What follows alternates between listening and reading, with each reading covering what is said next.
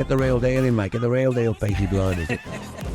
We won't go into that. Can they handle it? Can they fucking handle it? If I set my idea on one goal, then I might be missing a trick here. Yeah. So I keep all my fucking options open. Yeah. So wherever comes, don't get me wrong, I will seek opportunity. If I see something, I can grab it in the air, I'm grabbing it. Because they don't have the experience, the knowledge, the know-how. If you ain't got the experience, say yes. Because even though I've had all the experience in the world, I don't know what's coming tomorrow. Yeah. Life is life. And they're the cop-out, but it is. That is, yeah. What the fuck are you going to do? You know what I mean? And, you know, fair play the job. He's got a beautiful family, and he's done his utmost to keep everything together, and he has kept everything together. And he's still on stage, and he's still writing, and he's still doing it. I mean, some people could be just gone to pot, you know what I mean? But John, legend in my eyes, Johnny. Yeah. I say yes to every gig. Yeah. Didn't matter what the gig was, what style of music, reggae, funk, blues, you know, function band, whatever, it didn't matter. I'd go and do the gig. If they were paying, I was playing, that was the saying, you know what I mean? Now wake up! It's time to look at the enemy. Look in the mirror if he is no friend to me. It's not working out, maybe it's the chemistry. It's time to break up so I can make a better me.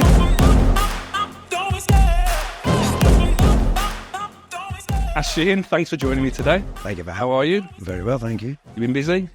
Yeah, very busy.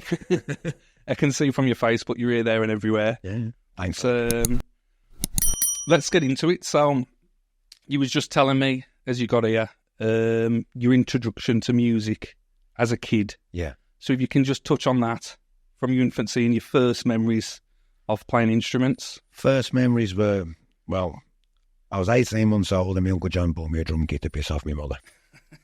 And that was my introduction. Well, I tell a lie. My mother bought me a penny whistle, a tin whistle. Yeah. And gave that to me when I was in the pram. And I don't really recall it much. But I've always played the tin whistle since I was a kid. And then my Uncle John got me the drum kit. Yeah. Just to annoy my mother. So do you think your Uncle John chose your destiny, or was it? Yeah, 110%. Really? 110%, because my Uncle John was a good musician. I love that. He could play anything. I mean, without even practicing, he could just pick up any instrument and he could play it. You know what I mean? Really? Yeah.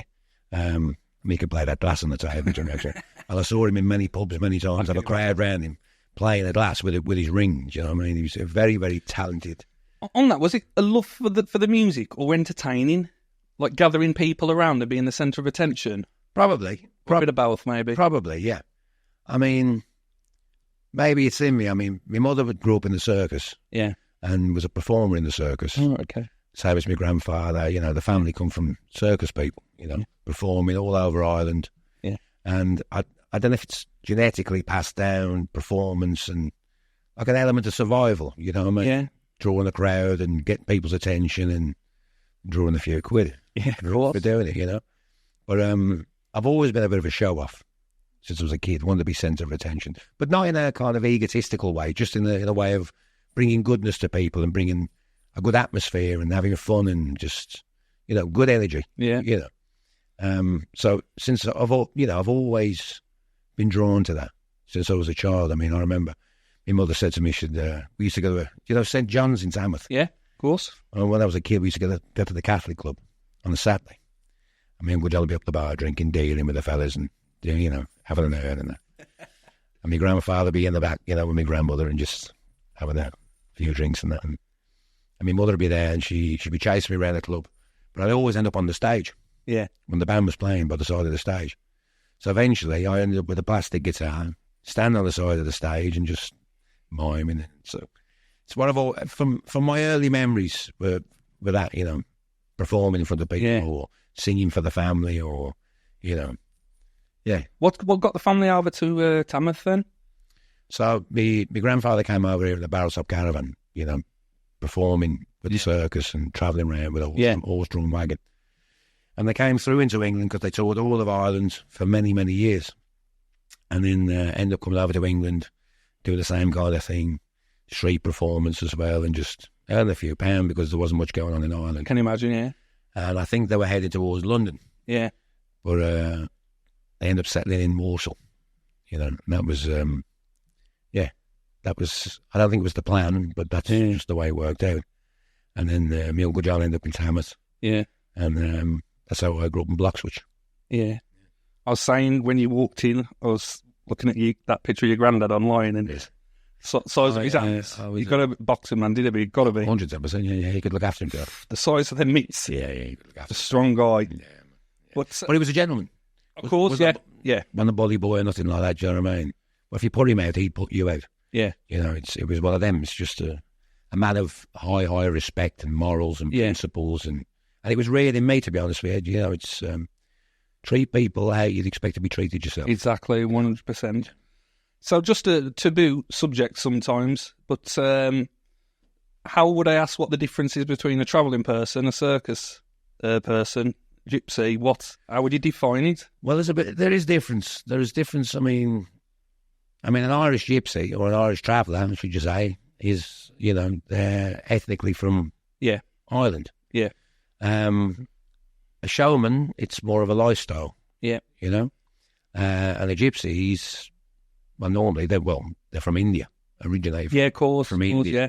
But if you call, you know, like an English Romany, has different heritage to an Irish traveller. Yeah. But I got a bit of all in me, to be honest with you.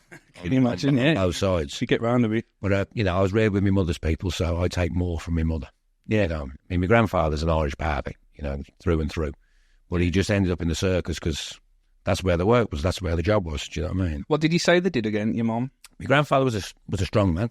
Yeah. And a balancing actor, all that. Yeah. And my mother did trapeze and slack wire and all that kind of thing. So did you have a stint as well, or not? Did you travel in the circus? Well, I did a different kind of circus. I used to work at a club in London called Circus, right, which is a VIP high-end suave, yeah.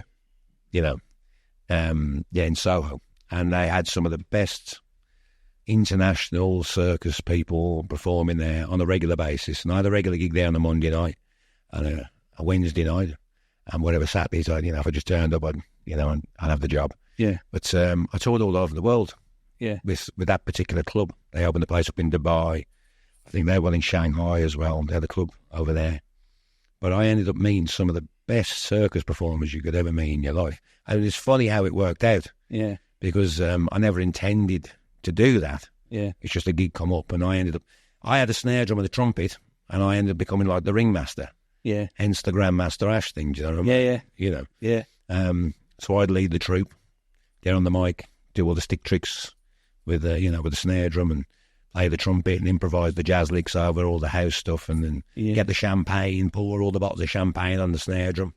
That's why I asked the question, like the musician or the entertainer thing, and I think they go hand in hand, because you said he's not ego, he's clearly not, but watching you command the stage over the years, it's impressive. And you've got to be more than a musician to do that. I've never ever thought about it, I've just done it. Yeah. Just I've never analysed what I do or thought, I'm going to do this. Yeah. I've just done it. Whatever I've done, you know, it's just been a matter of like, I'm just going to do this. And thankfully it's worked, you know. It's like I never intended to go and play with a load of circus performers or even play with DJs or anything like that. It's just I kind of fell into it. The DJ thing was to earn a few quid, you know.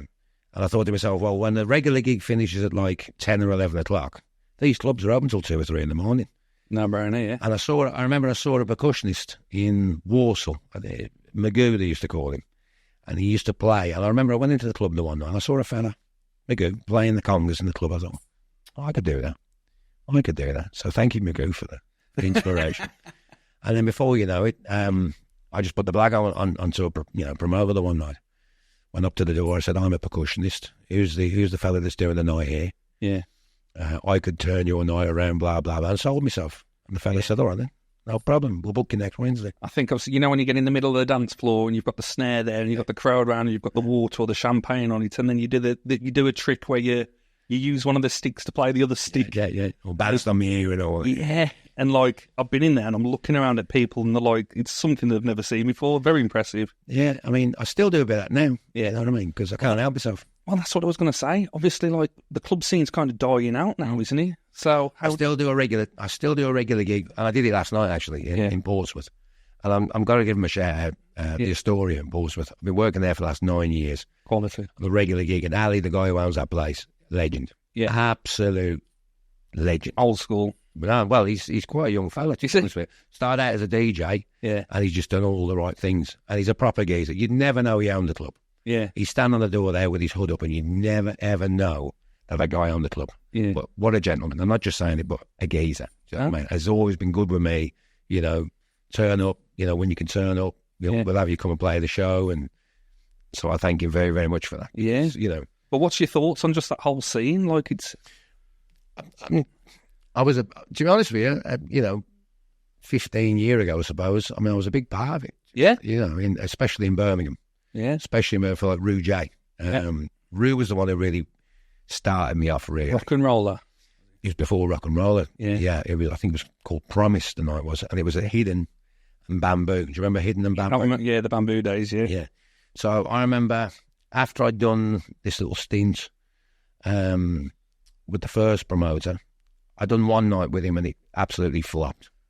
And in what sense? I turned up, there's no one there. There was about 3 people on the dance floor, and I thought, oh well, that could have put me off. Yeah. I'm thinking, well, I'm wasting my time here, do you know what I mean? But word got out to Rue through another guy who owned the studio, Jay Mitchell, who owned the studio in Walsall. Shout out to Jay as well, because Jay was very good to me at the time as well. Yeah. He took over Joe James Studios. Oh, did he? Yeah. He made a real success of that. Yeah. And he really, and he put me in contact with a guy called Lee Desage, and Lee put me in contact with Rue. And then Rue, because I think Lee was working at Bamboo at the time, and then Rue was like, yeah, we'll book you every Friday at Bamboo, and we'll book you alternate Saturdays at Hidden. Right, okay, yeah. At Bamboo and Hidden. So I had a residency. So I had Friday and Saturday booked every week, irrelevant to what other gig I was doing. Yeah. Early doors, I turned up with a set of congas, percussion, and a trumpet. I was going to smash the club up. Yeah. And I did that for a good few years, good few years. And last year I actually played, because they had a night called Spin. Yeah. And I played the reunion from last year and saw all the old heads and all that. And, and there's been some great people. There's a fellow from Cannock here, Will Bailey. Right. Low Stepper. Right, yeah. Cannock. Yeah. He's smashing the world, isn't he? Yeah. And I was playing, and also Hannah Once. Hannah Once? Of course, yeah. She was doing the same gigs for Rue and all that. What about Algelay's word of mouth? You on them or not? I probably don't know. Yeah, I'll have a word with him, get him on it. Yeah, he's doing big festivals now. There's a lot of the day clubs, over 30s day scene, that kind of thing. Well, a lot of those fellas who were in that scene, who just started out in that scene, have really now, have blown up. Doing well for themselves. And fair play to them. Well, they stuck at it and that's it. Committed themselves to graft, that. Isn't he? Yeah. You stick at it long enough. But let's backtrack. So I remember you saying that you turned pro when you was a teenager. 14. 14. Yeah. How did you get into that at 14? So I was playing with a band in Walsall called Cuyahoga. Yeah. And they were a jazz funk band. And the keyboard player was a guy called Rob Derbyshire. And he said at the time, Edwin's looking for a trumpet player. Yeah. And Edwin lived in Tamworth. Yeah. He had a farm in Tamworth. And Rob said, would you be interested in doing the gig? I said, of course, son. No problem. So there's an audition. I went to the audition and lied about my age. I said I was 18. And, but you had a beard then as well. Yeah. Well, I was a bit of a man-child, you know what I mean? A bit older than me years. Yeah. But that's just from my family and all that, and being real, being clued up from a young age. Yeah. And always on the lookout to better myself. So when the opportunity came up to play with Edwin Starr, I thought, I'll go for it. So I turned up for the audition, got the gig, and the next day I did the National Indoor Arena for the 10,000 people on a big corporate event. Yeah. And that was the start of the pro career, really, to be honest with you. After I finished with Edwin, because I was a bit young, so he let me go because of my age. It was inevitable. Yeah. I ended up playing with a Queen tribute band. Started when I was about 15 with them. We toured everywhere, man. Yeah. Absolutely everywhere. Zante. Where else? We did one big gig in Suntec. It was in Singapore. Yeah. And over to Singapore, did some big shows with them. No way. So from a very, very young age, I was doing big gigs, paid shows, you know what I mean? Just getting in the reps as well, because that's what you need to do, isn't it? Yeah. In the reps on stage. Just, being in a professional working environment with people who are older than you. Yeah. And fair play to the people that work with me, because they obviously knew I was a young lad, but they never took the piss. Yeah. And they never looked down upon me, or it was always encouraging, and you know what I mean? Because at the time, I turned up and I did the job. Yeah. And I did it well without being arrogant. I knew what I was doing, and I was an accomplished musician at a young age. Yeah. So I turn up, smash the gig out, and they were always, wanting me to do better anyway. So no one ever said, with Cuyahoga, they never said, you can't go and play with Edwin, you're playing with us. I'm like, good on you, go and do what you got to do. Yeah. So I thank them all for that, and the encouragement and the support. So yeah. What was next from that point? From that point, I had a band, and we had a bit of a management deal. So I was knocking around with that for a few years, and nothing really came of that. But I was teaching at the time as well. I set up a little shed in the backyard, and I was teaching drums. Yeah. And I started doing that when I was about 15, 16. And so that was giving me a bit of an income. Always hustling then. Always hustling. And then just doing odd jobs here with loads of different musicians. Like, I'd say yes to every gig. Yeah. Didn't matter what the gig was, what style of music, with reggae, funk, blues, function band, whatever. It didn't matter. I'd go and do the gig. If they were paying, I was playing. That was the saying, you know what I mean? So I did the lottery. And I've still got that sentiment to this day now. You know what I mean? It's, even though I'm doing all right nowadays, I'll still go and do a local gig and do what I've got to do. I don't ever think I'm too good for anything. You know what I mean? Yeah. A show's a show.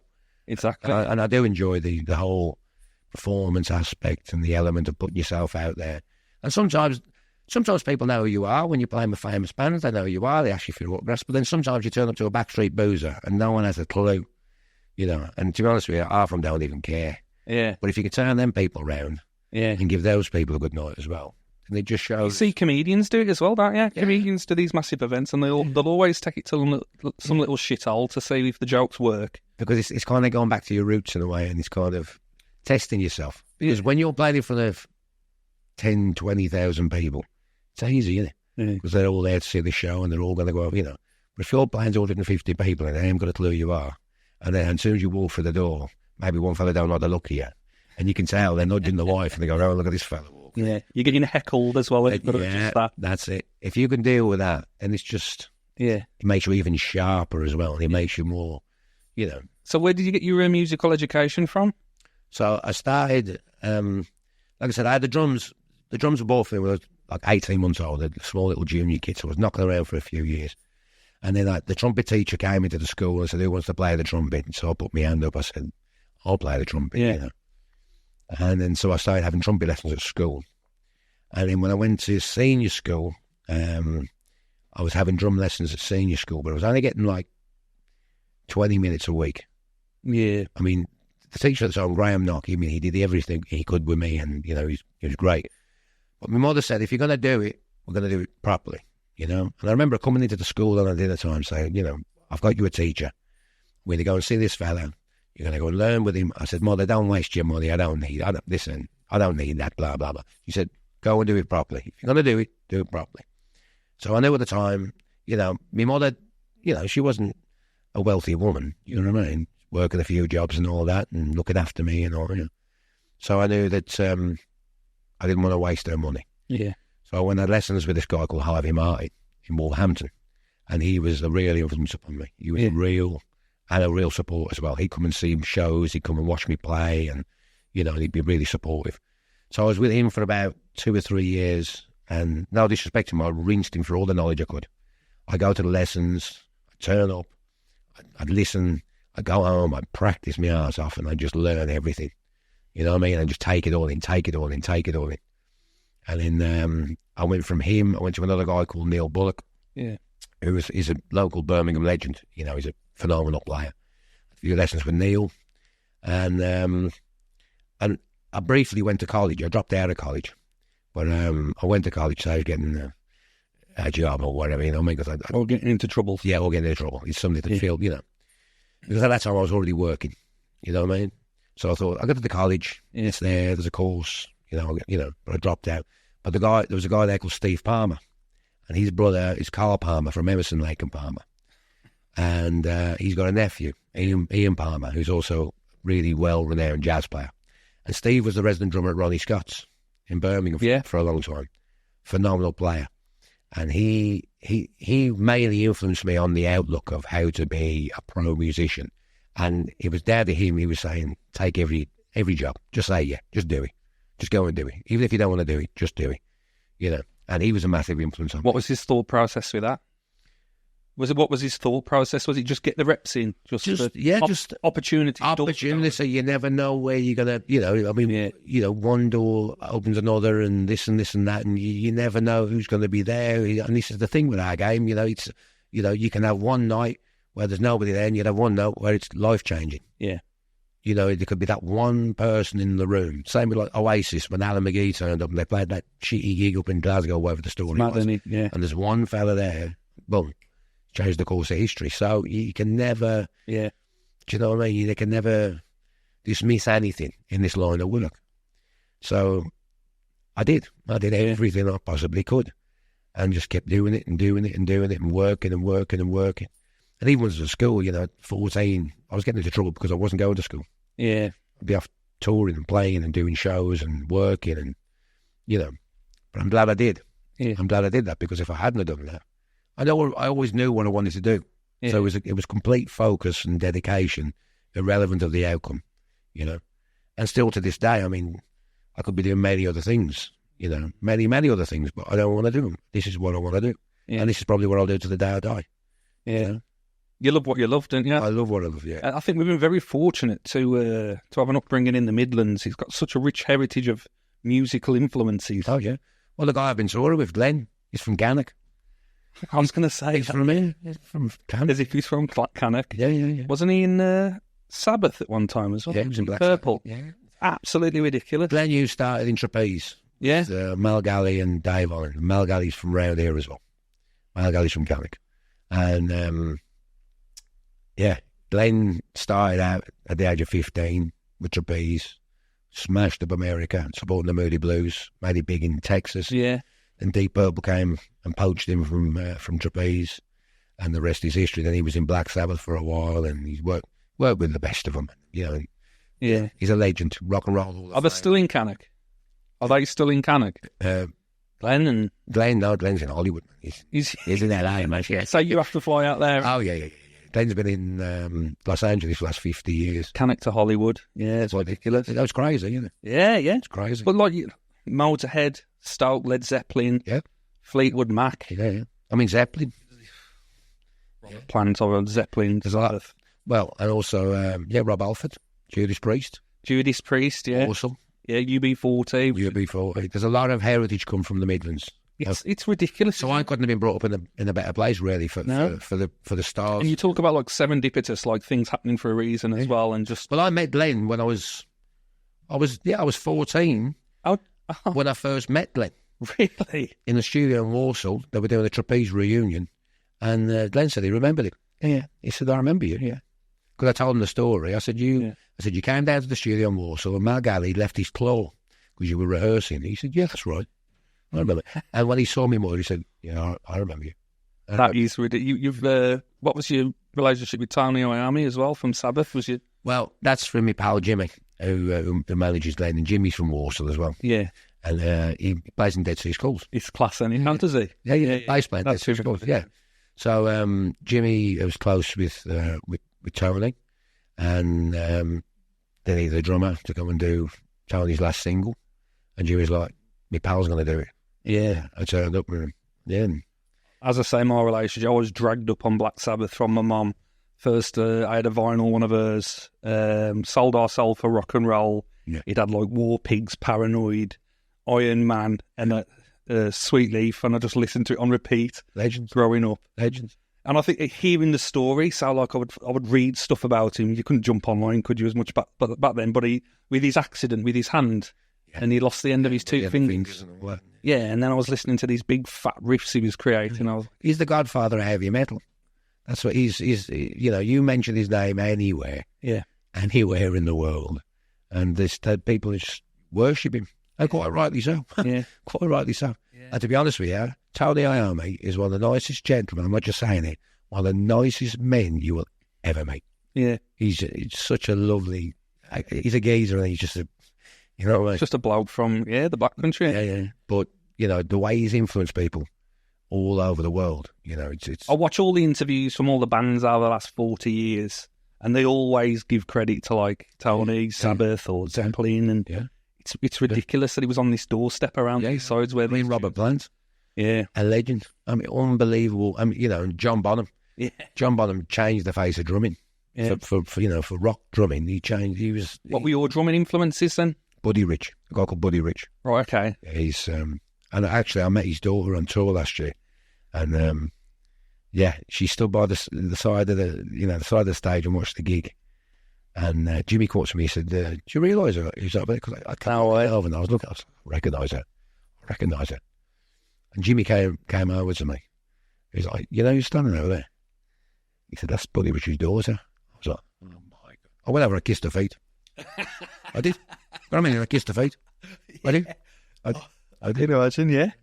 And what generation was Buddy Rich? That's like 60s, isn't it? Yeah, like 50s, 60s. He was in with like Sinatra and all that. And So who introduced you to him then? it was just if you're into drumming, do you know what I mean? It's like if you're into football, old Pele and everyone, who everyone is from. Yeah. That's my limited about knowledge about football. Pele. That's it, Pele. That was the last time you were. Yeah, Maradona, in Gaza. Yeah. But if you're into drums, Yeah. you know who Buddy Rich is because he's like, there wasn't anyone before him really doing it.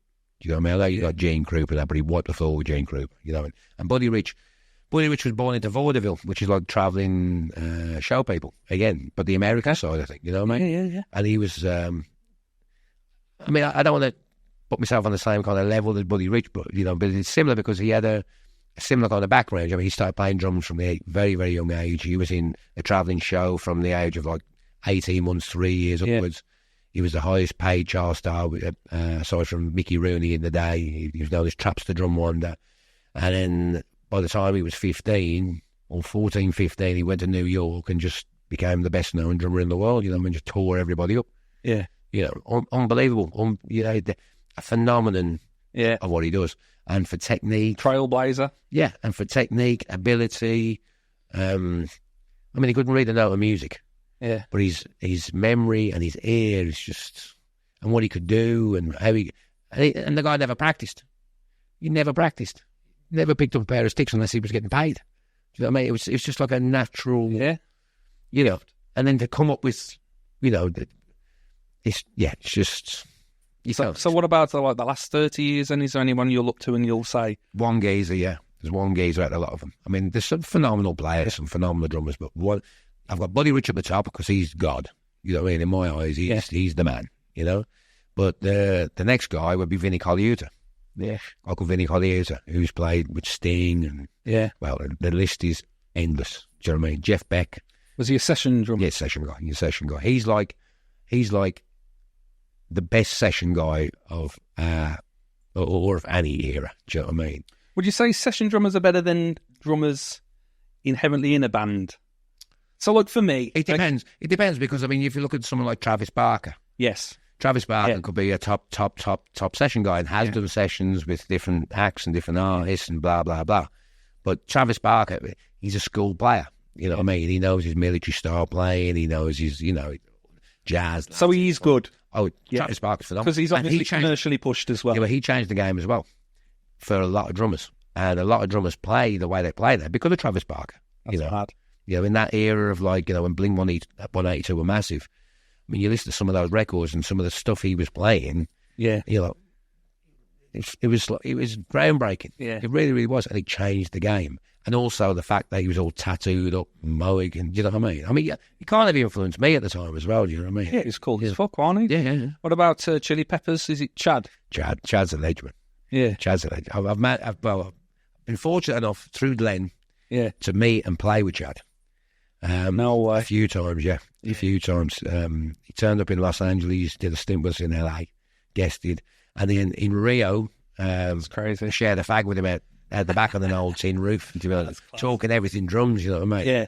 And he gave me some kind words. And really? Yeah, he said he liked my playing, and I was just blown away with it, But yeah, he's a legend. Chad Smith is a proper down-to-earth, and he's a drummer's drummer, do you know what I mean? Yeah. Because Chad will go and play with loads of different people as well, because he has to. He doesn't have to for money, doesn't have to for career. He has to. He's got to play.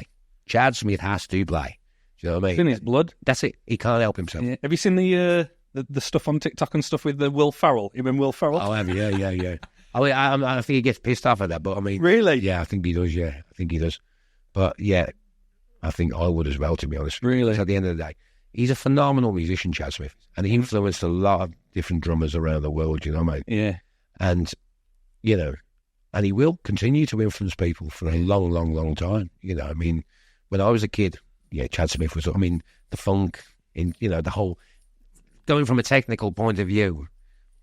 Everything he was doing with the ghost notes and the funk playing and doing that in the rock style and all that and just being a bit crazy and a bit, and you know, he built the Chili Peppers, didn't he, really? Chili Peppers wouldn't be the Chili Peppers without Chad Smith. 100%. I mean, I know they had Jack Irons, who also played with, I think, with Pearl Jam as well, correct me if I'm wrong, but for me, Chad Smith is, you know, as like they say, John Frusciante, but you take away Chad Smith's grooves, man, it ain't the same. No. It ain't the same. You know? He had a different vibe, man, Chili's growing up. I don't want to keep dropping names. What about like Dave Grohl's drumming? Dave Grohl's phenomenal. I really, really, really respect Dave Grohl. Yeah. Because Dave Grohl's had the career which I wish I could have had, I suppose. Yeah. Being one of the biggest, most influential rock bands ever. And then just doing his own thing and then going smashing it out of the ballpark with that, being a front man as well. Yeah. I mean, that would be, for me, that's the dream. So we're talking about the days of Nirvana. Yeah. Drummer, and then obviously transition. A great player. A front man. A great player, a great musician, a great writer, a great artist, and cool as hell. I mean, with the people he surrounded himself with, like Josh Arm, Queens of the Stone Age. He went and played with Queens of the Stone Age. Then he goes and plays with your man. Then they do them Crooked Vultures. Yeah. And everything he touches is just cool, you know what I mean? Just went cold. You know, and he's lived he is, for me... Yeah. How I suppose, ideally, how I would have wanted my career to you know, be in the biggest rock band in the world, Nirvana. You're still a young man, aren't you? You've still got a long time to go. I ain't had the game, yeah. Yeah, these rock legends only get going at like 40s, didn't they, really? But that's the thing, I mean, I'm a drummer. I love playing the drums. Yeah. But I also play guitar, sing, keys, trumpet, whatever. Play a lot of instruments. Yeah. And I think if you're a creative, you know, in music, you use all these different things as tools. You know, so because I wouldn't just look at myself as a drummer. That's the first and foremost way of me expressing myself and being able to show people what I do to the full extent. Because I studied that and I really got into it. But I like to sing, I like to perform, as you say, like to sing, perform, and even with the DJ thing. Yeah. You know, it's like, again, that's like being a front man. Well, let's go into the Dead Sea Schools, because you've been a front man of the Sea Schools, where you're still playing the drums. Standing up, yeah. Standing up as the front man, commanding a stage. Yeah. It's amazing. Well, that was it. I thought, well, rather than get the singer, I'll do it because I can. Yeah. And I'll put on the show because I know I can. And rather than sitting down, I'll stand up at the front and do that. So it was just a matter of necessity. It wasn't like thought out, kind of like, I'm going to stand up and play the drums, because it's like, I need to make it look more visual, a bit more interesting than sitting down on the kit. So I'll just stand up and play, you know what I mean? Yeah. So, yeah, I mean, I've done that. We did well with that band. We toured around. And just the three of you? Just three of us. Me, Jimmy and Nick, yeah. Yeah. Jimmy's brother or not? Yeah, they're brothers. Yeah. Yeah. Thought there was, yeah. I've known them lads for a long, long time. Still going? Well, when you can. Jimmy's managing Glenn, you know what I mean? And that's a full-time job. Can you imagine? I mean, we've just come off a world tour, literally. Does he not miss it, though? Does he not miss playing? Because you've got to play, ain't you? Jimmy's a good dealing man as well, you see. And that's an element of him. I think he gets a kick out of, you know, of that side as well. Yeah. You know, I mean, Jim hasn't got an ego, see. Yeah. You know, Jim doesn't crave that centre of attention. You know what I'm saying? He doesn't, you know. I mean, you can't help but look at Jimmy. He stands out from the crowd. Yeah. Do you know what I mean? All three of you. I mean, Jim will walk down the street and, I mean, don't get me wrong, he looks a bit like Jared Leto. He knows that. And I know sometimes he's probably milk. You know what I mean? Just taking the piss. Yeah. But he's not an egotistical kind of fella. Do you know what I mean? He's not interested. He's a real bloke. He's a real geezer from Warsaw. Do you know what I mean? And you know, his mother and father were market traders. So having a deal's in his blood. Do you know what I mean? He's not Bescott market, is he? I think they did every market you can imagine. Do you know what I mean? If there was a few pounds to be earned, they'd be there, and fair play to him. Do you know what I mean? But Jimmy's got that element in him. So with Glenn, you know, he's really worked hard for Glenn. How's Jimmy got these contacts then? Because he's a hustler. Yeah. A natural born hustler. But a hustler that backs up everything he says. And you can stand on with Jim. Jim's one of the most straightest men you'll ever meet. Yeah, they're hard to find these days. If you like, she likes. If you don't, they tell you to fuck off. Yeah. Simple. Do you know what I mean? He won't mess about or beat around the bush, no matter who you are. Believe me, I've seen it with some very, very famous people. He's put them straight in 2 seconds, man. Do you know what I mean? And that's not trying to prove a point. And you probably get more respect from him. Oh, 110%. Jimmy has got in the industry now. That's the reason why Jimmy's done so well, because he cuts through all the bullshit, all the people, and hey man, all the fools. None of that. There's none of that. And he'll say it with a straight face. You know what I mean? But it's mad though, because like I say, a fair few years back now, when I used to play on tours with you and gigs with you, like you said, you'd watch and you'd think, fucking all this band's going places. But like you said, life takes over and you go in different directions. Well, Jimmy got the gig with Glenn, and then Jimmy said to me, I mean, to be honest with you, what happened is Glenn had a drummer. The drummer wasn't doing what was required. Yeah. Cut a long story short, do you know what I mean? I don't know what was going on fully, you know, but Glenn wasn't happy. So Glenn asked me if I wanted to do the gig. And I said, yeah. So it ended up, 2 of the 3 of us ended up going off and playing with Glenn. Do you know what I mean? So, and what do you do? If you got world tours and you're in a position where you're meeting people like Chad Smith and you're touring, and, Joe Bonamassa and all these guys, and you're playing with these people, what are you going to do? You're going to do it, ain't you? So on an audition, or it was just, these are my songs, come on, hit the road, or what? With Glenn? Yeah. Well, me, Jimmy and Nick supported Glenn on 2 shows in Ireland. Played a gig in Belfast and we played a gig at the Olympia. I think it's the Olympia in Dublin. Yeah. And we were flying back, because at the time Jimmy was doing a bit of work with Glenn and was in the fold. Glenn said, I've had enough of the drummer. We were in the airport together flying back to England, right? I've had enough of the drummer. He said, can you learn the set by Friday? This was on the Tuesday. This is what he said to me. I said, mate, if you're paying, I'm playing, which is the same, right? Yeah. I said, I'll learn your set and I'll smash it at the ballpark. He said, well, put your money where your mouth is. I said, no problem at all. Yeah. So this was on the Tuesday. We got back Wednesday. I had a gig in London, I remember. I had a club gig in London on the night. So I drove down to London, listened to the tunes. On the Thursday, came back, scored it out, written it all out, just listened to it, made all my notes. And we had like an hour's knock in the studio. And I was just supposed to play through with the guitar player. I think Jim turned up. Glenn came down just to sort of have a look, see if I was up to it or whatever. Yeah. Glenn ended up putting the bass on and we jammed for an hour. And he said, if you play like that on Friday, he said, you've got the gig, man, you know what I mean? So I turned up on the Friday, did the sound check, played the gig, didn't drop a note, and then 8 years later, I still got the gig. It's amazing, isn't it? Yeah, well, you just do the job, didn't you? Don't fuck about, if you got opportunity, you smash it, you do it as much as you secure the position. Well, you're a professional. You sound, just listening to you now, you're talking like a professional. Yeah. And he rings true with me in the footballing world. Everything you say, you seem like a top end. Yeah, well, that's what it is. Connoisseur of music. Well, that's it. There's no, when you're doing a gig like that and it's on that level, you ain't got time for fucking nerves. You haven't got time for ego. You've just got to do the job. It's like being in the military or something, do you know what I mean? It's like like SAS, man, you know what I mean? You got to go in, do a job, in, out, boom, done. Yeah. No messing about. And that's the way that I'd look at it. That's the way Jimmy would look at it. Yeah. Well, he's seen it all and done it all, hasn't he? So he just wants to cut all the crap. Yeah, you don't want to get some guy licking his ass or he's being, fucking... That's the last thing. You don't want a liability or someone that you've got to try and, you know what I mean, nurture into the... You need someone to go, right, can you do the job, Sam? I ain't got to worry about you. Boom, done. And that's it. Some of them big gigs you've done over in LA? We've done some massive gigs. We've done some fucking... We did some of the, we did all the festivals in Europe recently. How many people are them festivals? Some of them, the one festival was like 200,000 people. I wanted to say 100,000, but a couple of 100,000 people. Yeah. Grass Pop and all. We were playing with like Limp Bizkit, and then we did that Monsters of Rock cruise with somebody like Joe Satriani, The Darkness. I met Justin Hawkins, become pals with Justin through that tour, and with a few others on. Yeah. But again, when you get to that level and you start mixing like Rufus Taylor, Roger Taylor's lad who plays in The Darkness. What a geezer! I mean, he could be the most big-headed, arrogant bastard. Right, if you wanted to. If you wanted to. What is the geezer? I was sitting there talking with him like I'm talking to you. Yeah. Do you know what I mean? Yeah. Hey, he's such a down-to-earth, like a proper just, a pleasure to know. And a talent as well. Fuck me, he can play as well. Do you know what I mean? I know his dad's good, but fucking Rufus can play, man. I'm telling you. How do you, like the come down, the adrenaline rush. So obviously from a footballing background, you could never sleep. You do 90 minutes football match, so your adrenaline pump.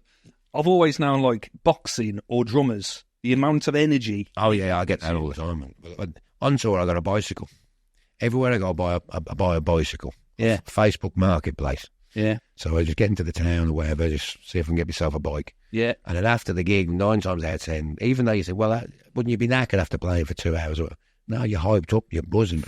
You're just high on adrenaline. You're screwed, yeah. Yeah. So when everyone's kind of, because I don't drink. Yeah. So when everyone goes to the bar and relaxes and all that, I'm on my bike and I'm fucking off them. So I'm here everywhere and chatting with homeless fellas in the middle of the town and just getting to mad places and meeting mad people, and do you know what I mean? That's class, isn't it? And eventually coming back to the tour was about 6 a.m, and then someone gives me a knock. I should sound check now. Can you get yourself in it, and back to it? And then you're back on it, you know what I mean? It's physically draining though, isn't it, that? It can be, yeah. It can be. And especially playing drums, especially for Len, because it's a full-on gig. Yeah, yeah. It's it's a 2-hour set, man. So it's like 3 songs for 2 hours, isn't it? Well, that's it, yeah. Eight songs. With the whole set's 8 songs, but it's 2 hours set, yeah. Quality. With the impromptu improvisation and all this, you know. But it is a full-on, it's a full-on gig. So what do you do for downtime? How do you, Ride my bike. Really? Literally fucking ride my bike, yeah. Yeah, because it seems like you're always on stage, you're always performing or somewhere. Well, we normally do like 2 days on and a day off, but the days off, sometimes you've got to travel. Like, we just done the States. And when you're in the States, because it's such a big country, man, you know what I mean? We're doing 12-hour bus runs. Yeah. You know what I mean? So, after the gig, you get in the shower, get changed, you know what I mean? Probably say hello to a few people, 1 a.m. bus call. And you're on the bus and you might have to travel for 12 hours to the next gig. You know what I mean? So you get on the bus, and 9 times out of 10, when people are sleeping, I'll be in the front lounge, rocking like a madman, do you know what I mean? Just, you're still wide awake. Just, Are you tapping as well? Or? Yeah. Fucking doing push-ups in the car park sometimes, just fucking trying to wear myself out. Yeah. Just because it's a natural adrenaline. Yeah. You know what I mean? And then what you find after I've just been on tour for 2 months. So you come back home, and I knew it would happen. You get back home and you get to normal life, and you get down to the supermarket, or you go and fill the car with petrol or whatever, you know what I mean? And it's very surreal. Yeah. So I understand why a lot of rock stars or whatever, they get into the drugs and all this and all that, and because it's a kind of, it's like numbs you. Yeah, numbs. You get tour. I think they call it. It's a real thing. Tour blues or post-tour blues, I think they call it. Okay. Where you every night you got that adrenaline bump. You know what I mean? And there's things going on, and everything's organised. You got to be here at a certain time, and everything's bam, bam, bam, bam, bam. It's all go. Yeah. And then you come back and you're sitting in fucking Morrison's. Yeah. And you're going, well, this is a bit fucking strange, isn't it? Do you know what I mean? Yeah. But it is what it is. I've had it a few times. And it's mad, isn't it? Same as an athlete, though. You go out and play in front of 30,000 fans all chanting you. It's all hyped up 90 minutes, crazy. And then you come back, and then throughout that week, it's like, okay, what the fuck do you do? And I know lads over the years have took sleeping pills, they've over medicated. I've never done slippery slope. Yeah. I've never alcohol and I mean, I packed in booze 11 years ago just because he didn't agree with me, to be honest. Because don't get me wrong, I had a good time. I was never an alcoholic or nothing. I've never had a problem with booze. Yeah. To be honest with you, I enjoyed having the crack, what I mean, and going out and having a good time. Yeah. But I knew when I used to have a drink, I used to become a bit full on. Do you know what I mean? A bit too wild and a bit too much of a party, you know what I mean? Which would be a bit of a hindrance for other people. I knew, Yeah. And after a while, when you got to apologise to people, sorry for fucking breaking this, or sorry for missing that flight, or sorry for the... I thought, fuck this, you know what I mean? Just, add a few more years onto your life, and I don't want to be like everybody else anyway, you know what I mean? So, where have you got that conscious readjustment from? Would you say your mum? Well, what's pulled you in? Because she sounded like a wise woman from the stories you was telling. Yeah, my mother's always been like, don't follow the crowd and do your own thing, and don't be fucking told what to do, and be your own man and all that, you know what I mean? So that's always rung true with me. So when I thought it could potentially become a problem, and you become a habit or whatever, then I just, I'm all or nothing, see. If I'm What's the one moment now where you thought, I shouldn't have fucking threw that TV out the window? Or... Yeah, there was a couple of moments where I don't say, you got to upset people. Because I said me sorries, I got over it, you know. Yeah. But there was a couple of times I got a bit too wild with people, and you know what I mean? And, and maybe I could have ended up in a lot of trouble. you know, in certain situations and all that. I thought, well, I've gone away with it, fuck it, you know what I mean? Count me blessings, move on. Yeah. But the alcohol thing could be the demise of, and the drug thing, you know what I mean? I never done any hard drugs in my life, do you know what I mean? Smoked a spliff every now and again, do you know what I mean? But never done anything like that, do you know what I'm saying? I don't even take a paracetamol, to be honest with you. I'm exactly the same. You know, if I don't have to take anything, I wouldn't. Because it messes with your body so much. Well, what I found, it's more... Sobriety is more of a trip than being pissed. Yeah. Having to deal with being sober all the time. See, with the alcohol, it gives you a break. Yeah. You can the alcohol relaxes you, and you can, everything's all right. But if you're sober all the time, you don't get a break from reality. So that can be more of a head fuck than being pissed up, if you know what I'm saying. 100%. You know. So, but I enjoy the clarity and being sharp and knowing exactly what I'm doing, when I'm doing, and what it made me do by you know, it made me appreciate what I got more. Yeah. Do you know what I mean? So when I do go out and I ride the bike, I appreciate the surroundings, where I'm at, the view, the people, the conversation, you know, the memories. Quality, that is. And trying to make every day, like even now, this is special for me, you know. I try and make, you know, I'm getting interviewed by you. Yeah. Do you understand what I mean? For me, like, I'm a sentimental fool. I try and give value to things and really try and make every day have value. Yeah. Don't waste anything. Do you know what I mean? But when you're pissed up, it's definitely wasted, isn't it? Yeah. You know what I mean? That's what they call getting fucking wasted. Especially in a band, you're not reliable to others, are you? Oh, no, you fuck that. I mean, they said, you know, the rock and roll, listen, in reality, if you're a pisshead, you ain't lasting long in this game. Yeah. You ain't. I mean, don't get me wrong, if you got your own band and you're doing this, you know, then if you want to fuck it up, carry on. Do you know what I mean? Even like the boys in the Twang, do you know what I mean? They learnt their lessons because they lived the rock and roll excess and they did the whole Larry, but I'll tell you yourself, they burnt a few bridges back in the day. Of course. You know, and they've grown up and they've got wives and they don't, do you know what I mean? They're family men. And, do you know what I mean? It's not cool to be a fucking wreckhead. And I mean, if it was once upon a time, wasn't it? Back in the day. Well, it was, and they said, "Oh, rockstar, listen, you can be edgy as fuck without any of that." Yeah, you believe me. Do you know what I mean? You can be nuts, or you can have character without having to use. You know what I mean? If that's all you've got to have as character, then you ain't got much character at all, have you? 100%. Yeah. That's just my outlook at it. You know what I mean? I no disrespect to anybody. I mean, don't get me wrong. One of my heroes is Shane McGowan. Yeah. It is what it is. You know, it is what it is. But I wouldn't want to be like Shane McGowan. 100%. Do you know what I mean? Yeah. Even though I respect and admire the man, I think he's great. And he's probably the product of what he's, you know, of the drinking and all that. And if he hadn't done that, he wouldn't have been who he is. Yeah. But that's all right. But I don't want to be like that. Yeah. Carry on. If you want to do that, that's up to you. But I don't want to be like that. Do you know what I mean? Yeah. And that's what, that was the changing factor. It's the peer pressure thing as well, which is interesting because it sits with me perfectly, what you're saying. And over the years, in some of the party circles I've been in, you know, try to wear this, wear this. Like, oh, what's the matter with you? Yeah, and they try and heckle, give you some shit, and I say, look, each to their own. You do you. I'll do I've me. just said, fuck off. Yeah, you know what I mean. Yeah, see you later, mate. Do you know what I mean? Don't get me on that shit, or else we're gonna fall out. Yeah, do you know what I mean? I'll just put it straight on the lines. No, and if you're confident within yourself, you can. Yeah, do you know what I mean? And you don't have to say, oh, go on, do you know what I mean? If you don't fit in with the people, but they're not the right fucking people for you. Yeah, get rid of them. Try and bring you down, don't they? Some people, or they've got their own motives to put up on you. Do you know what I mean? I don't do that. I always be my own man, do my own thing, not be easily guided. You know, if I want to do something, I'll do it for my own reasons. Yeah, do you know what I mean? Not for somebody else's reasons. I mean, you are unapologetically your own man. Like, it's testament because all these different circles you find yourself in. And as you were saying, you know, I saw you recently, and over the last few years, you'll come back off tour. And then you'll fuck off to Zante and do like a white party. Of course, man. Yeah. Of course, I'm big to Zante and built a white party. I've had some great times in Zante. And well, next time you come over, let me know. Get you sorted out. I don't know if I'm too old now. No, too old, mate. Look, I'm not too old. I'll be over there again next year. You know, you're rocking the stage. Yeah, but you know, I've been doing that now for a long time. 12 years, something like that. Yeah. Shout out to Dan the Man, DTM. Do you know what I mean? He runs the parties. He's the main geezer, My brother got married in Zante and met his wife out there, and you know, I lost my ring in Zante last year. So if you're down on the beach, I had to replace it. Yeah, I was lost without it, to be honest with you. But it was the same ring, to be honest with you. But this is a bit heavier. I had to go a little bit better. I couldn't. Yeah, the quality in it. I lost it down on the beach and swimming like an idiot. Yeah, but But I could have lost it in a better place, to be honest with you, because I'm very, very fond of Zante. Very, very fond of Zante. I've been going over there. I mean, I always try and get a scooter. I mean, last couple of years I've been going out, stop an extra few days, because normally I fly in, I fly out, do the gig, and then fly out.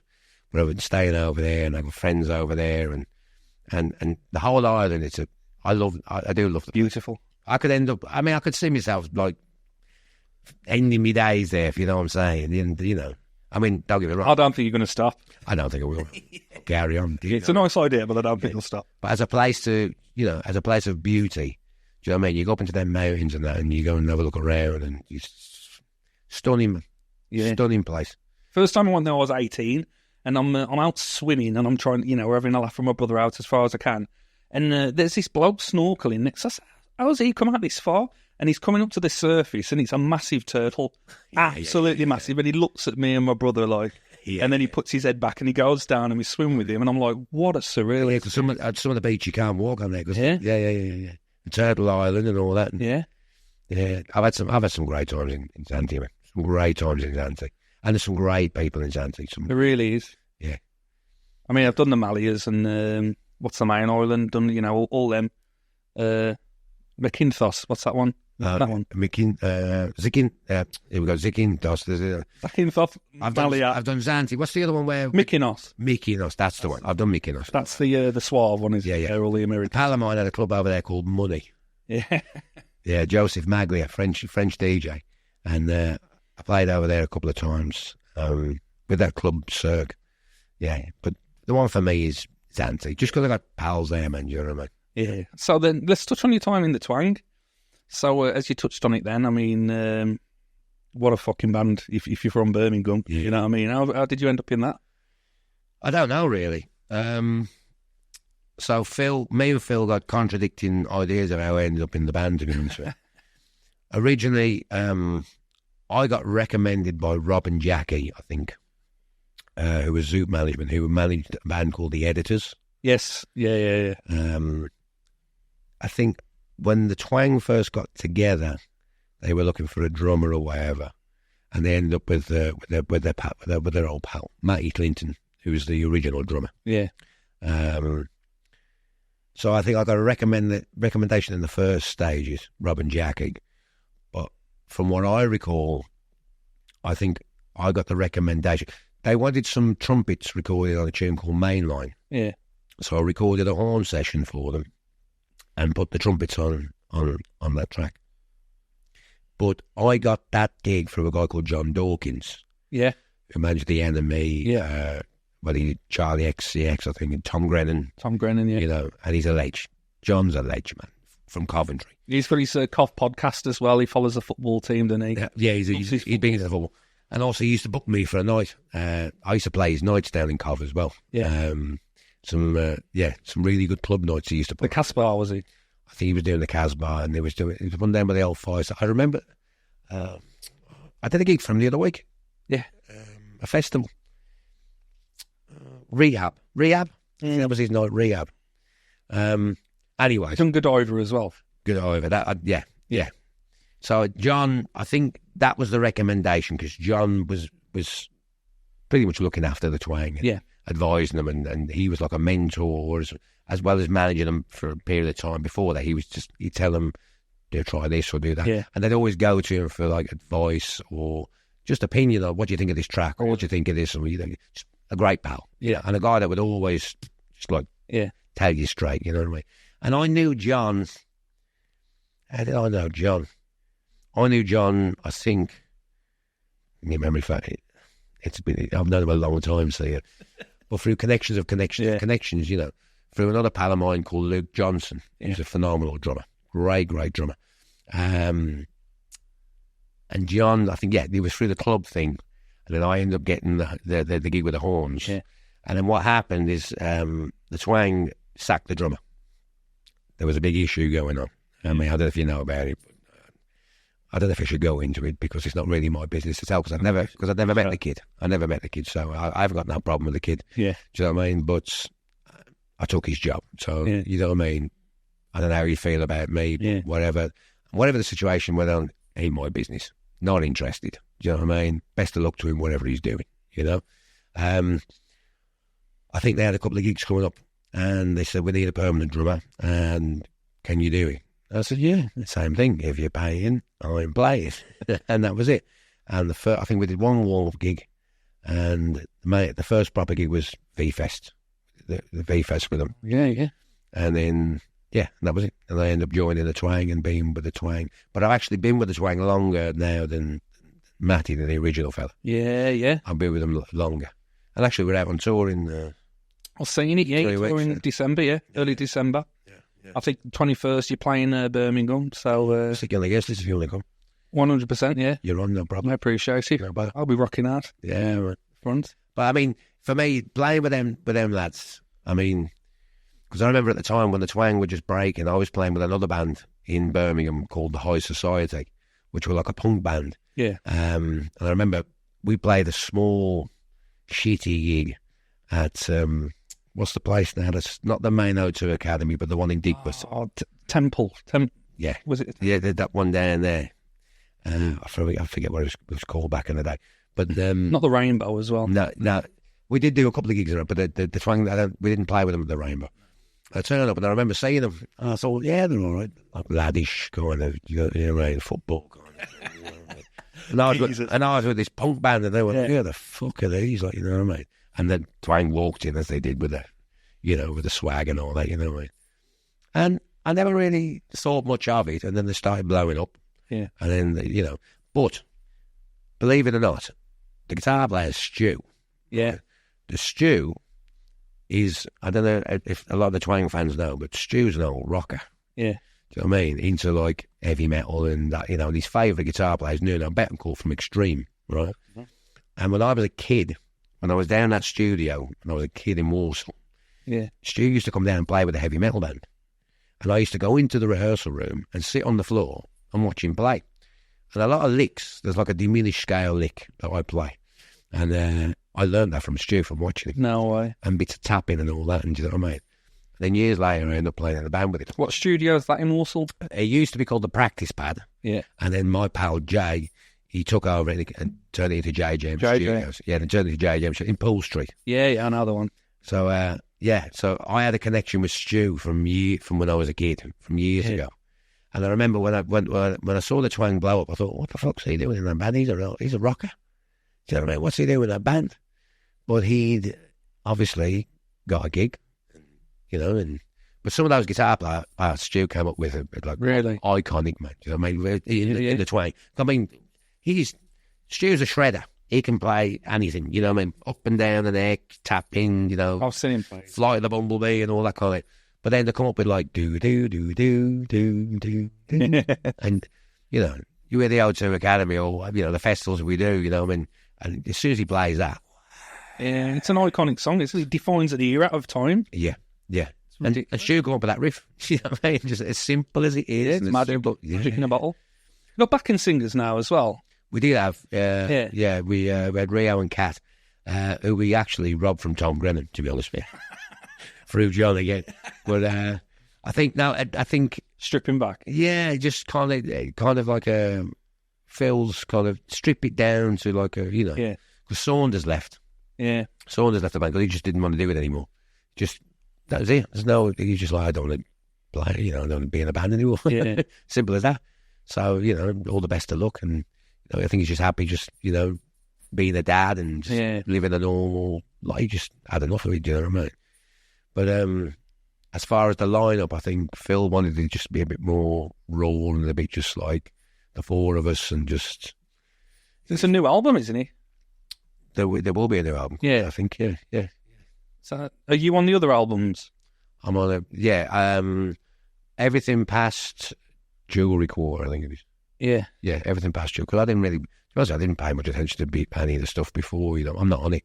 So there's, but like... Turn a rock out, support them, do what they do. Yeah, but, at the end of the day, I'm in the Twang and I'm a member of the Twang. But for me, it's Phil and John, they write the material. Yeah.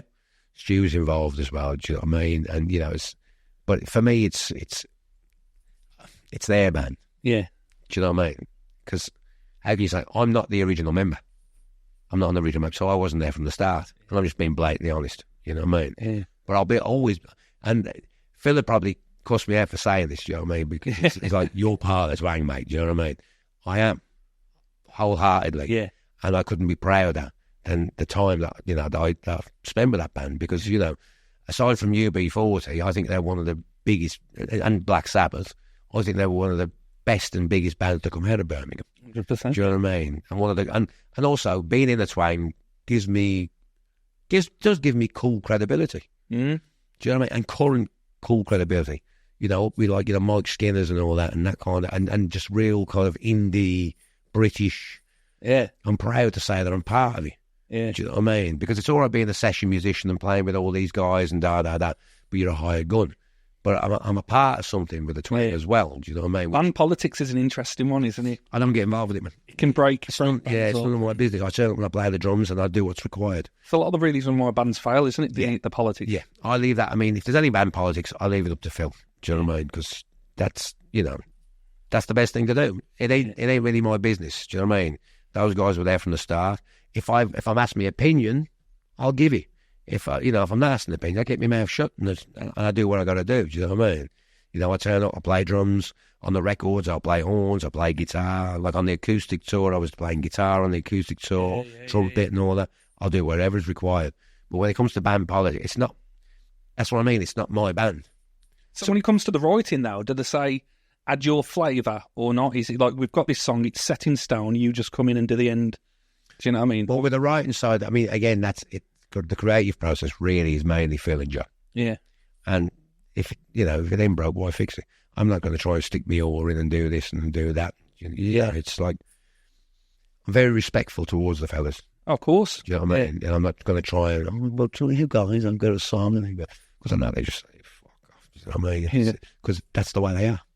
That's the way they are, you know. But don't get me wrong, there's been a couple of times that I'm sitting there and playing the guitar and Phil going, fuck, I like that.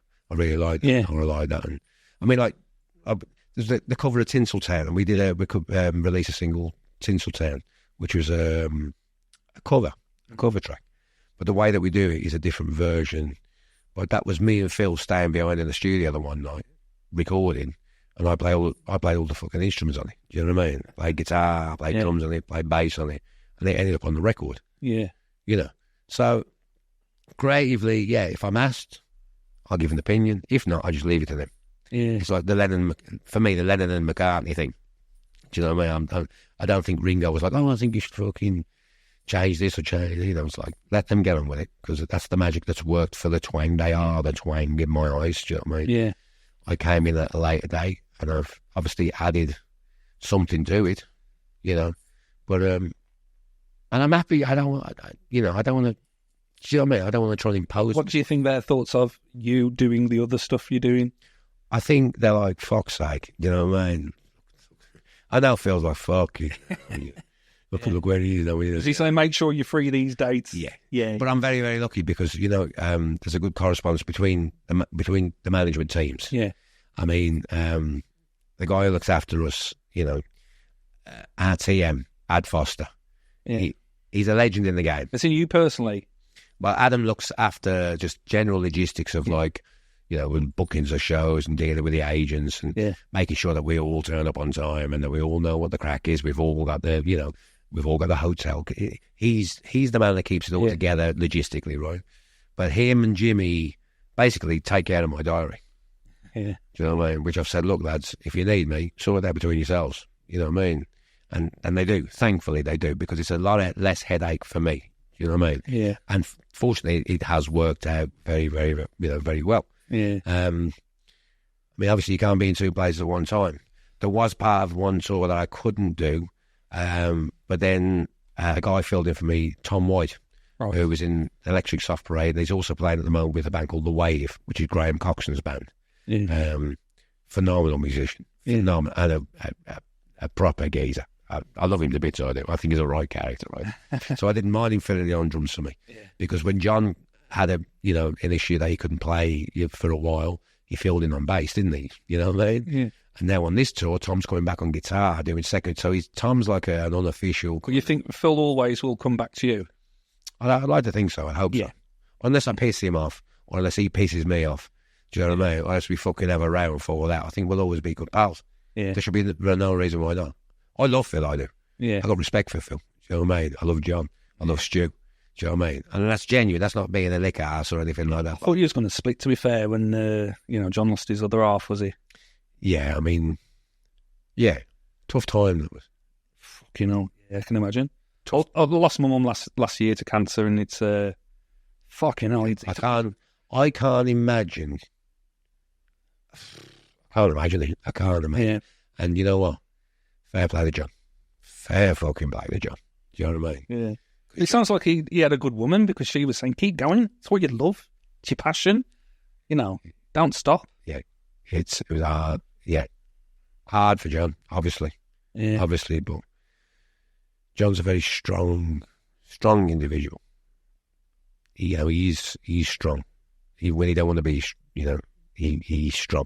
You know what I mean? The thing what I'll say about it is being on stage, that's his happy place, same as being on a football pitch. It's like your mind turns off and like you're just in the moment, you're in the energy. I didn't even speak to John about, at the time. I never contacted him or nothing. And some people could probably say, well, that's a bit fucking... But what are you going to say? Yeah. You're right, John. For fuck's sake. Yeah. I was like, if he needs me, he'll call me. Exactly. Do you know what I mean? Yeah. And that's, I couldn't be any realer than that, Yeah. So, But, life is life. And they ain't a cop-out, but it is. That is, yeah. What the fuck are you going to do? You know what I mean? Yeah. And, fair play to John. He's got a beautiful family, and he's done his utmost to keep everything together, and he has kept everything together, and he's still on stage, and he's still writing, and he's still doing it. Some people could have just gone to pot, you know what I mean? But John, legend in my eyes, John. Yeah. Proper. It's a strong, inspirational. Yeah. Inspirational. So back on tour in December, early December, looking forward to it. Yeah. But I played with the Twang once in Nuneaton, and I saw Phil neck a bottle of JD, and then he necks a bottle of JD. Yeah. And then when he went on stage and he had another bottle of JD, I was thinking, fuck it, how's he doing that? It's fucking different kind of makeup of a man to do that. Oh, you can say... And then he eats every note, every performance, every cue. Yeah. Fucking... Yeah. Oh, Phil's a bit of a madhead. Yeah. But in the best possible way. I don't mean that disrespectfully. Do you know what I mean? He's just... Phil's wide different. Part of the reason why he's where... Yeah. A real mad creative, like... Yeah. Fucking knows his cloth, you know what I mean, inside out, and he's particular with detail, and he's very, and even like with the lyrics that he writes, I think he's one of the best lyricists to come out of England, I do. To cut to the core of like, everyday, modern British, working class life. He's like a fucking ambassador for his shit, you know what I mean? And that's why his fans are so passionate, man. Yeah. And he's proud of what he is, you know what I mean? He's again, like you said, I'm unapologetic, so is Phil. Yeah. You know what I mean? But respectfully, to his surroundings and his environment, he's not like a fucking... but he will tell it as it is. And in a song as well. And I think that's the reason why I connected with so many people, because with the people who turn up to the shows, you see... Well, you see how passionate people when they're singing the song. Grown men crying, man. Yeah. Do you know what I mean? Which normally you see them outside, they punch the fucking head off you. What's the change in the audience like now, like the generational thing, you know what I mean? So you've saw one generation coming through, and like it's a younger... Just a lot of cool kids. Yeah. A lot of cool, hip kind of fucking... Do you know what I mean? Because I know at the time that there was very much, I guess, like the football lad thing. But now there's a lot of cool young and young girls, young lads, all dressed cool, and do you know what I mean? It's not so much like a Stone Island kind. I mean, you've still got them boys and Pank, and nothing wrong with them boys. Nothing wrong with them boys at all, do you know what I mean? Yeah. They're the lads that get it going, bouncy, some of the nicest people you'd ever meet. Do you know what I mean? All right, they might like to have a fucking tear up. They might like to get pissed. Do you know what I mean? They might get a bit fucking rowdy. But the majority of people, sound as a pound, straight as a die, tell you what they think. Do you know what I mean? And they're all coming and supporting the band. Yeah. You know what I'm saying? I mean, good music's good music. Yeah, and that's what resonates. I mean, that Christmas gig in Birmingham, I mean, listen, it's known. It's you don't see many gigs like that. You don't see many gigs that's that passionate. Yeah. And there's an element of punk in there. Yeah. And I'm not talking about like, fucking Big Mo. I'm talking punk in the sense of like, reality. Yeah. Do you know what I'm saying? Like, you know, these working class people, they don't give a fuck. Do you know what I mean? They'll tell you like it is. Yeah. Do you know what I mean? It's edgy as fuck. Yeah. You know, but that's the appeal, I think, you know, still with a lot of people, is that realism of just everyday life. You know, they can relate to it in the lyrics, and you know what I mean? Yeah. What's your thoughts on modern music these days? Because it seems like it's a dying art. I can't remember the last. I don't know what. What would you consider modern music?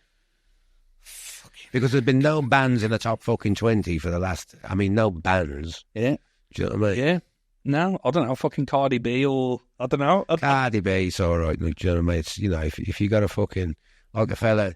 Like when I was coming over here, just and the fella in a fucking Porsche 4x4 was blaring out some fucking, I don't know, you that kind of shit. Yeah. And it's just all like, yeah, all this bullshit.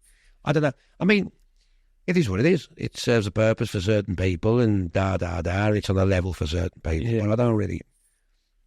I mean, I just find it soulless. some of that, Like, you look at the charts, there's no soul in it. There's no heart. There's no, story.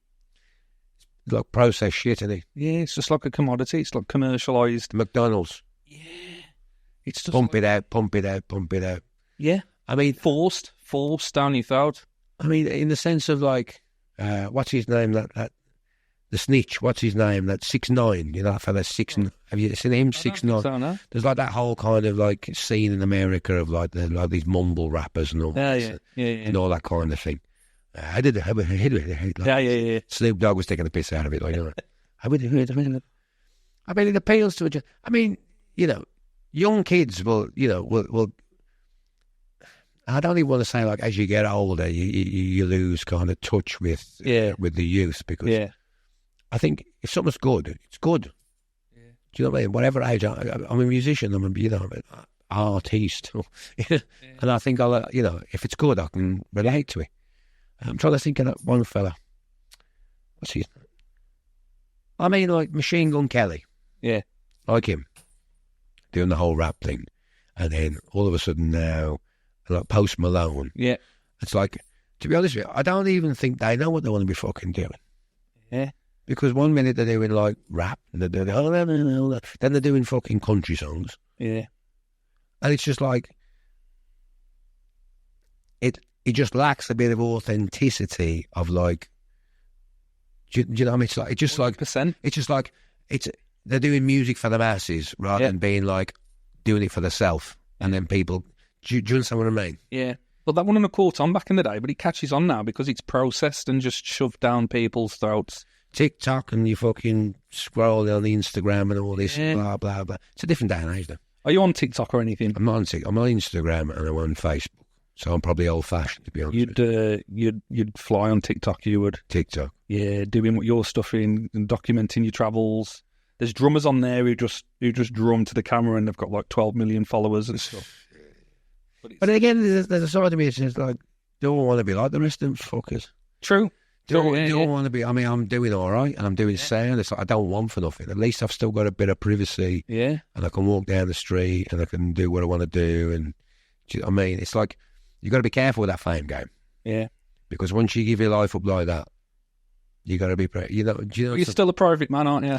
In a way, yeah. In a way, I like to be recognised when I like to be recognised. And then you switch off. You go. And then in some ways, I like to say it's none of your fucking business. You mind your own. Do you know what I mean? Even though I do put stuff up on Facebook and a lot of the time I put stuff up on Facebook for my own reference. Yeah. So I can look back in 12 months and go, fuck me, oh, I did that. Oh, fucking hell, I did that. Yeah. Oh, I was there. So it's like an online diary rather than keeping it in a book or, you know. Well, when you're living in the moment as well. And that's what I mean. And you're always... You're in LA and then you're doing this and then you're doing that. That's it, you know. And occasionally I will sit back and that's with me mother, like, you know, I mean, look at this mother. Look at 2 years ago. 4 years I was here and this... Do you know what I mean? So it's nice to look back on these things. And your mum can see it as well. And my mother can have a look and keep an eye on what I'm doing and say, you know. And the family. That's it. But I mean, you know, like imagine, I don't know if I'd want to be Justin Bieber, you know what I'm saying? I mean, I'd like his money, don't get me wrong. Yeah. But a lot of the time, that kid ain't got no freedom, man. No. I mean, Justin Bieber walking down fucking Warsaw, you know, the high street in Warsaw or Wolverhampton. Or yeah. Imagine that. Well, Liam Payne, it's drove him out of the edge, isn't it? And well, there you go. He was a kid from Wolverhampton, wasn't he? Yeah, Bushbury, down the road. fucking broke my heart when I seen that situation. Don't know him, know nothing to do with him. I mean, I don't know much about what was going on with it, but there was one, you could see in his eyes he was fucked. Yeah. No disrespect to the kid, but you could see there's something going on, whether it be through drugs and if it's a chain domino effect, X has led to Y to Z and blah, blah, blah. Yeah. I get it. It's not for everybody. No. Some people want it, and they really want it, and the idea of having it, but when it comes, you got to know. Well, he was chasing the dream on it, and I think he was 14 or 15, and then he got in one day, and then ridiculous start, and then you fall from the, that's it. You fall from the sky. The higher you go, it's a bit. When you fall, it hurts a bit more, doesn't it? Yeah, you know what I mean. Bless him, man. Like it's got a kid with shovel as well. But listen, irrelevant if you're a pop star, rock star, film star. I wouldn't wish that on nobody, would you? No. Do you know what I mean? Yeah. Or to the baby that he's left. You know what I'm saying? And then the legacy media, like there was pictures of him online in his, in his final resting place. And I imagine that's how your family find out as well. Listen, people need to have a bit of dignity about him. You know what I'm saying? Well, it's gone, isn't it? Dignity, respect. Well, that's it. This is the internet now. Yeah. It's not all the happy place, is it? No. You know what I mean? It can be quite a very, very dark place. You know what I mean? And there's some very dark people in the world, you know. Yeah. We know this, and do you know what I mean? I don't know. I don't know. You got to know what you want yourself in life and be happy with your own. Yeah. You know what I mean? I don't know. I don't know if I want to be like fucking world famous. I don't know if I do. I think you're doing yourself a disservice, man. Fucking hell. Some of the things, like your name is on that list of like Midlands based. Yeah, but I mean, if it's going to happen, it's going to happen naturally, you know what I mean? Yeah. If it happens, it happens. And I'll deal with it. Yeah. I mean, I wouldn't be going fucking getting coked out my brain and being all like, a mental head fuck. You've got to get some messages off people online, haven't you? Like aspiring drummers wanting to say. Sometimes I get stopped in the street, I got stopped at the airport. I mean, that blew my mind, to be honest with you. Yeah. Blew me mind. Like, this fucking knows who I am, you know what I mean? So, yeah. But I'm not going to let it go to my head. You know what I mean? I mean, in a way, I'm playing with famous fellas, and especially with the internet, people have got it on the phone and they can see you, so they're going to recognise you. But I'm not going to get egotistical about it. I'm not going to be a fucking, I'm something that I'm not. Do you know what I mean? I am what I am, and that's it. And if people get into it and everyone wants to, brilliant. Yeah. Take from it what you will. But I'm not going to take something that's fucking false or that's going to be detrimental to my life. Yeah. Fuck that. What are you thinking like next? Have you ever went into, because obviously your performance background, have you ever thought about acting? Have you ever I did an acting job. Yeah. I did it for Disneyland Paris. I did. I was in the commercial. You was the poster child for Disney? Yeah. I was, yeah. Believe it or not. A pal of mine was an actual actor in London. Yeah. And he messaged me, he said, there's an audition, there's a casting agent called Camilla Arthur. He's a great casting agent. Brilliant. I think she coined the phrase street casting. Yeah. We just walk down the street and she sees someone for a job and go, excuse me, have you ever acted before? You'd be perfect for this role. Would you be interested in coming in? And you know what I mean? So she was one of them. So basically anybody could be anybody. What was the title of the role on the So street? It was Disney. The video was Bad Boys in Disney.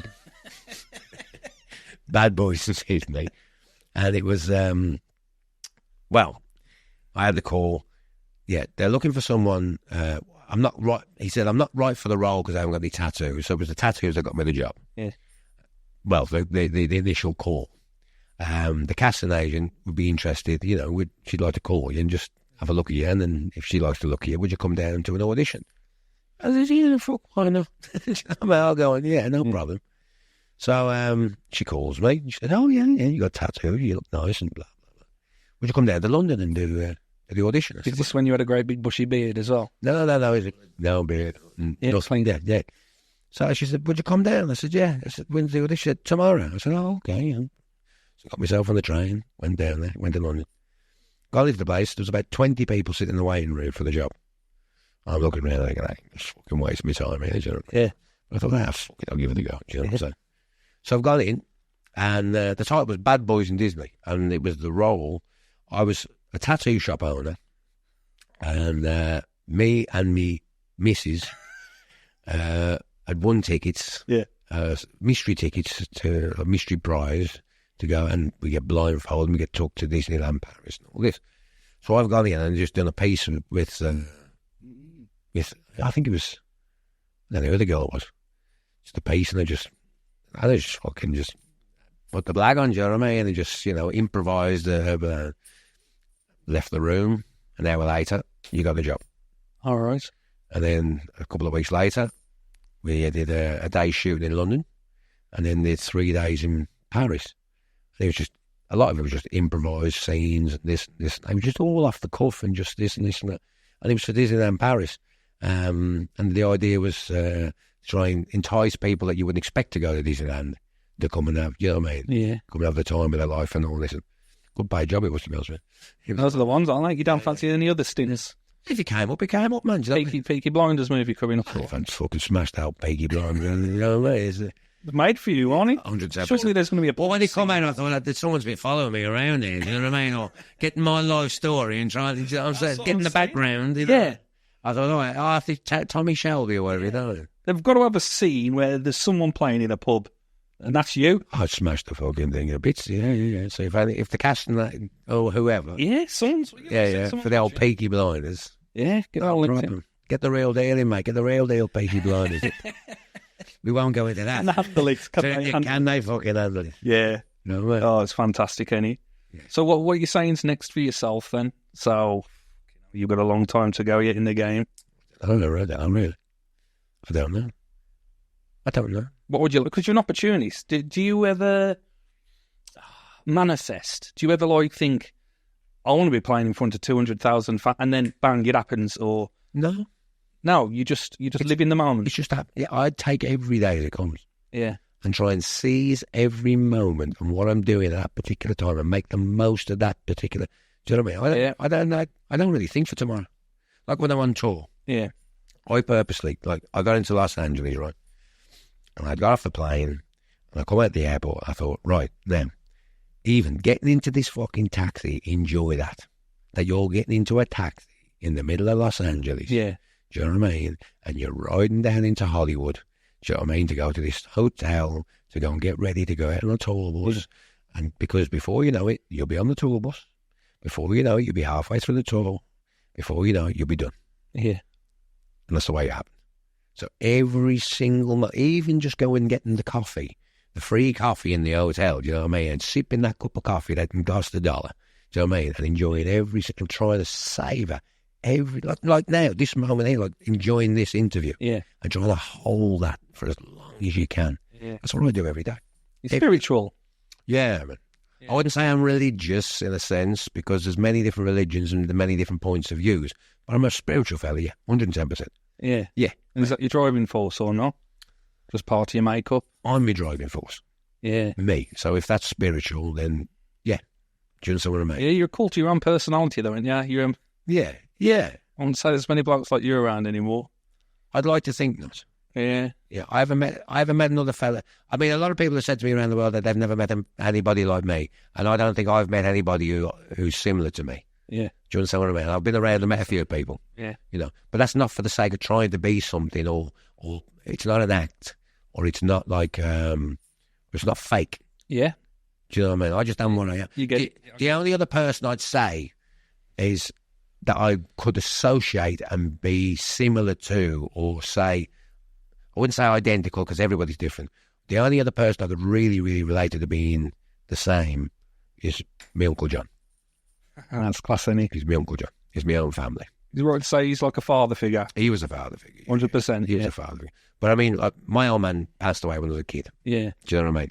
So there wasn't much involvement there, you know, just because that's the way it happened. But my Uncle John was my father figure, my role model, my hero, my guiding light, my strength, my inspiration.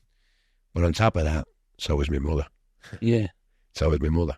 And on top of that, so was my grandfather. And I took her. But my Uncle John was the man who, because he was such a successful fella. Yeah. Do you know what I mean? He could play any instrument you want. Anything. And just without even playing it before, you know what I mean? Yeah. Even like a fiddle. He'd pick it up in 10 minutes, he'd play it surely. And I think that naturally come out in me. Funny. In me as well. But he went into another side of, he went into a different line of work. Put it that way.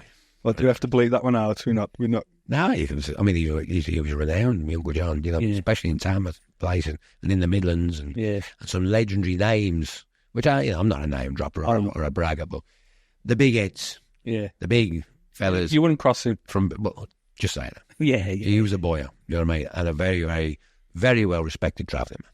Yeah, one of the best dealing men in this country. Yeah, really. Mate. Yeah. Talk to me about horses. Horses. Yeah.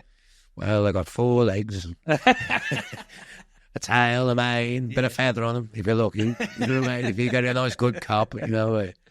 Do you have them all now? Got 2 horses. Yeah. Yeah. 2 good mares. 2 good mares. Take a lot of looking after. They do take care. You know, I mean, the missus looks after the horses, put them away. Do you know what I mean? And I had a girl come down the other day, come and groom the horses out for me and look after them. And, do you know what I mean? Yeah. But it's very important to me for having horses. No, that's why I said it. I spent it the other weekend on my mum's sister's farm growing up in Tamworth as well. And she loved her horses. Yeah, I love horses. It's just a lifestyle. It's not. It's not an animal. I love my horses. I truly do. There's nothing like them. Yeah. It's very. I mean, my missus. Don't get me wrong. She's she looks after the horse and she knows what she's doing and all that. She has a bit of a harder time with the horses than I do because I call them horses. They come straight to me. They know me. Do you know what I mean? It's like an energy thing, isn't it? It is. Yeah. They ain't daft. No. They ain't daft. They know and they can read you and and being around horses. It's a very. I mean, my grandfather. He was a good horseman. Yeah, good horseman. There ain't nothing he didn't know about horse. Yeah, because you had to be, travelling in a barrel top caravan in Ireland. You know what I mean? And that's your mode of transportation. You know what I mean? It's like a mechanic knows about a car, doesn't he? She wheels. You know what I mean? But how can you say? Having those horses around me just makes me closer to my family as well. Yeah, you know what I mean? And having a barrel top caravan makes me closer to my family because at the end of the day, I can choose where I want to live. Yeah. If I want to go and live in a big posh house, I'll go and live in a big posh house. Do you know what I mean? If I want to go and stop in a big 5-star hotel, I'll go and stop in a bigger 5-star hotel. Do you know what I mean? Yeah. Your grandfather didn't really have that choice. Do you know what I mean? Back in those days, and he was born into a lifestyle. Like his father and his mother before him. Do you know what I mean? And their father and mother, I believe, before them. Do you know what I mean? Yeah. I don't know, before my time. But I know that, the travelling life, there's many different breeds of travellers and many different sections of travelling. As you just said, you got Romanese, you got Barbies, Irish travellers. Do you know what I mean? You got fairground people, and you got circus people, and, barges as well, people who live on boats. Now you got new age travellers as well. Do you know what I mean? Yeah. It's whatever you are. If you live a lifestyle where you're nomadic, do you know what I mean? Especially with a horse and wagon. You know what I mean? People say, "Oh, it's lovely, romantic lifestyle." It's a hard fucking life. Yeah. Hard old game. Do you know what I mean? You got to have your wits about you. You got to think a certain way. You got to be on the game. You got to be sharp. You can't leave your guard down when you're living in a horse and wagon on the side of the road, mate. Yeah. You can't. Do you know what I mean? For a number of reasons, not only if the horse gets off the tether and flies down the road, or if you're walking with the horse and all of a sudden it spooks and then fucking, it's in the ditch and things happen. So you've got to be, it becomes a part of you and makes you sharp. I've always respected those cultures as well, because as we were saying when you arrived, it's built on principles and morals and ethos, and it's everything which aligns to the way I think. Well, the thing is, with Irish travellers and Romany gypsies, right? 2 separate breeds. Irish travellers from Ireland and Romany gypsies are pretty much English romanicals, yeah? Even though there's a big difference with the two, even down to the dress sense and everything, all the stylings and all that. And worlds apart, isn't it, from where they've come from? But still, the principles, the morals, the standards of cleanliness and hygiene, all this, they're all the same. Yeah. They're all the same. That's where the similarities are. Yeah, and I think there'll be another one added to the list soon because people can't afford to get on the property market. Well, you know something? I mean, living in vans, aren't they? A lot of people are. The whole van life thing has become very popular on the old TikTok. But people are cottoning on to freedom. Yeah. In whatever sense it might be, and not being tied down to. I don't want to sound like judgmental on people, but people are told to go to school, get education and qualifications so you can get a job, so you can work for somebody else and be told what to do. Yeah, and then you get the house, and then you got to stay in that one place for the rest of your life. It's a burden. Correct. It's a weight round the neck. Yeah. Now, what's stopping people now? Like I saw a fella on the Instagram the other day. We've left England and we've put the two children. We have a private tutor for the two children, or we put them into different schools around the world. And what we intend on doing for the foreseeable future is travel around the world, educate the children in different schools around the world. I thought, fuck me, how much of a better education in life can you get? Yeah. Go out, see the world. Yeah. And experience, it's getting experience. And say you learn through experience. Which is a few and far between thing. Because, programming someone to learn from a book, don't get me wrong, to learn information so they can regurgitate later on. And you know what I mean? And it's a certain narrative as well. There's such a it's a certain agenda. I understand that we need working people. We need people. You need the person to sweep the floor. Collect the rubbish and all that. I respect the dustbin man as much as I respect the politician, because everybody has their role in the society. Yeah, it's just I don't want to be part of that. Yeah, just so I mean. 100%. I want to be a man of the world who can go anywhere, do what I want to do, when I want to do it, how I want to do it. Obviously, not everybody can do that, because if everybody was doing what I was doing, the world would go to shit. It would, wouldn't it? The shop wouldn't open in the morning, do you know what I mean? You wouldn't be able to switch the electric wouldn't come on, and do you know what I mean? See, okay, I get it. But there are certain people now which are looking into that kind of like, oh, hang on a second, we don't necessarily have to fit the mould, and being comfortable with not fitting the mould. Yeah. Because, it's not the 50s. It's not the 60s. I mean, by the 60s, it was getting a bit more experimental, do you know what I mean? Yeah. But not everybody's bred to be a worker. Do you know what I mean? For people in higher positions to reap the benefits from. Because if you look at a lot of the rich, you know what I mean, and people who own the stately homes and the old, you know what I mean, for many, many years, they benefited from the working class. Yeah. And that's fact. I think there's one thing which is consistent, and that's change. There's always been change. Yeah. And a lot of people are fearful of change. But I think now with like artificial intelligence coming in, and the way of the world and how accessible everything is and how small the world is, it's going to be exponential, the change over the next few years. With change is inevitable. Yeah, everything has to change. Nothing fucking stays the same. Yeah, nothing will ever stay the same. Nothing ever will. Do you know what I mean? Yeah. And as time moves on, you can only but change. Yeah, whether you like it or not. I mean, you're not the same person you were 10 years ago. Nowhere near. Right? Yeah. I'm not the same person now. You're not the same person you were 20 years ago. You wouldn't look the same. That's changed. This has changed. In 10 years from now, you're not going to be the same person. Yeah. You'll be a different person again. That'll change again. Society will change. Yeah. Outlooks will change. And as younger generations come through, and as we get more obsolete as an older generation, and they have more control, because that's what happens, isn't it? As the older generations, when when people retire from doing their work, where the younger generations have the responsibility, everything will fucking change. I mean, look at the music industry. The 80s to the 90s to the 2000s, to where we are now. I mean, a lot of the time, you ain't going to get a fucking record deal unless you got, 100,000 followers on TikTok or whatever it is. No one's going to look at you.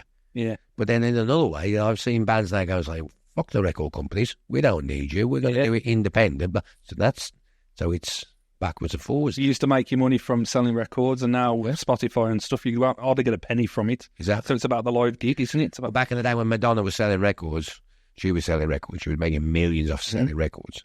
But now, you admit that you're not making that kind of money now. Yeah. So a lot of artists are not as wealthy as they used to be back in the day. Yeah. Do you know what I mean?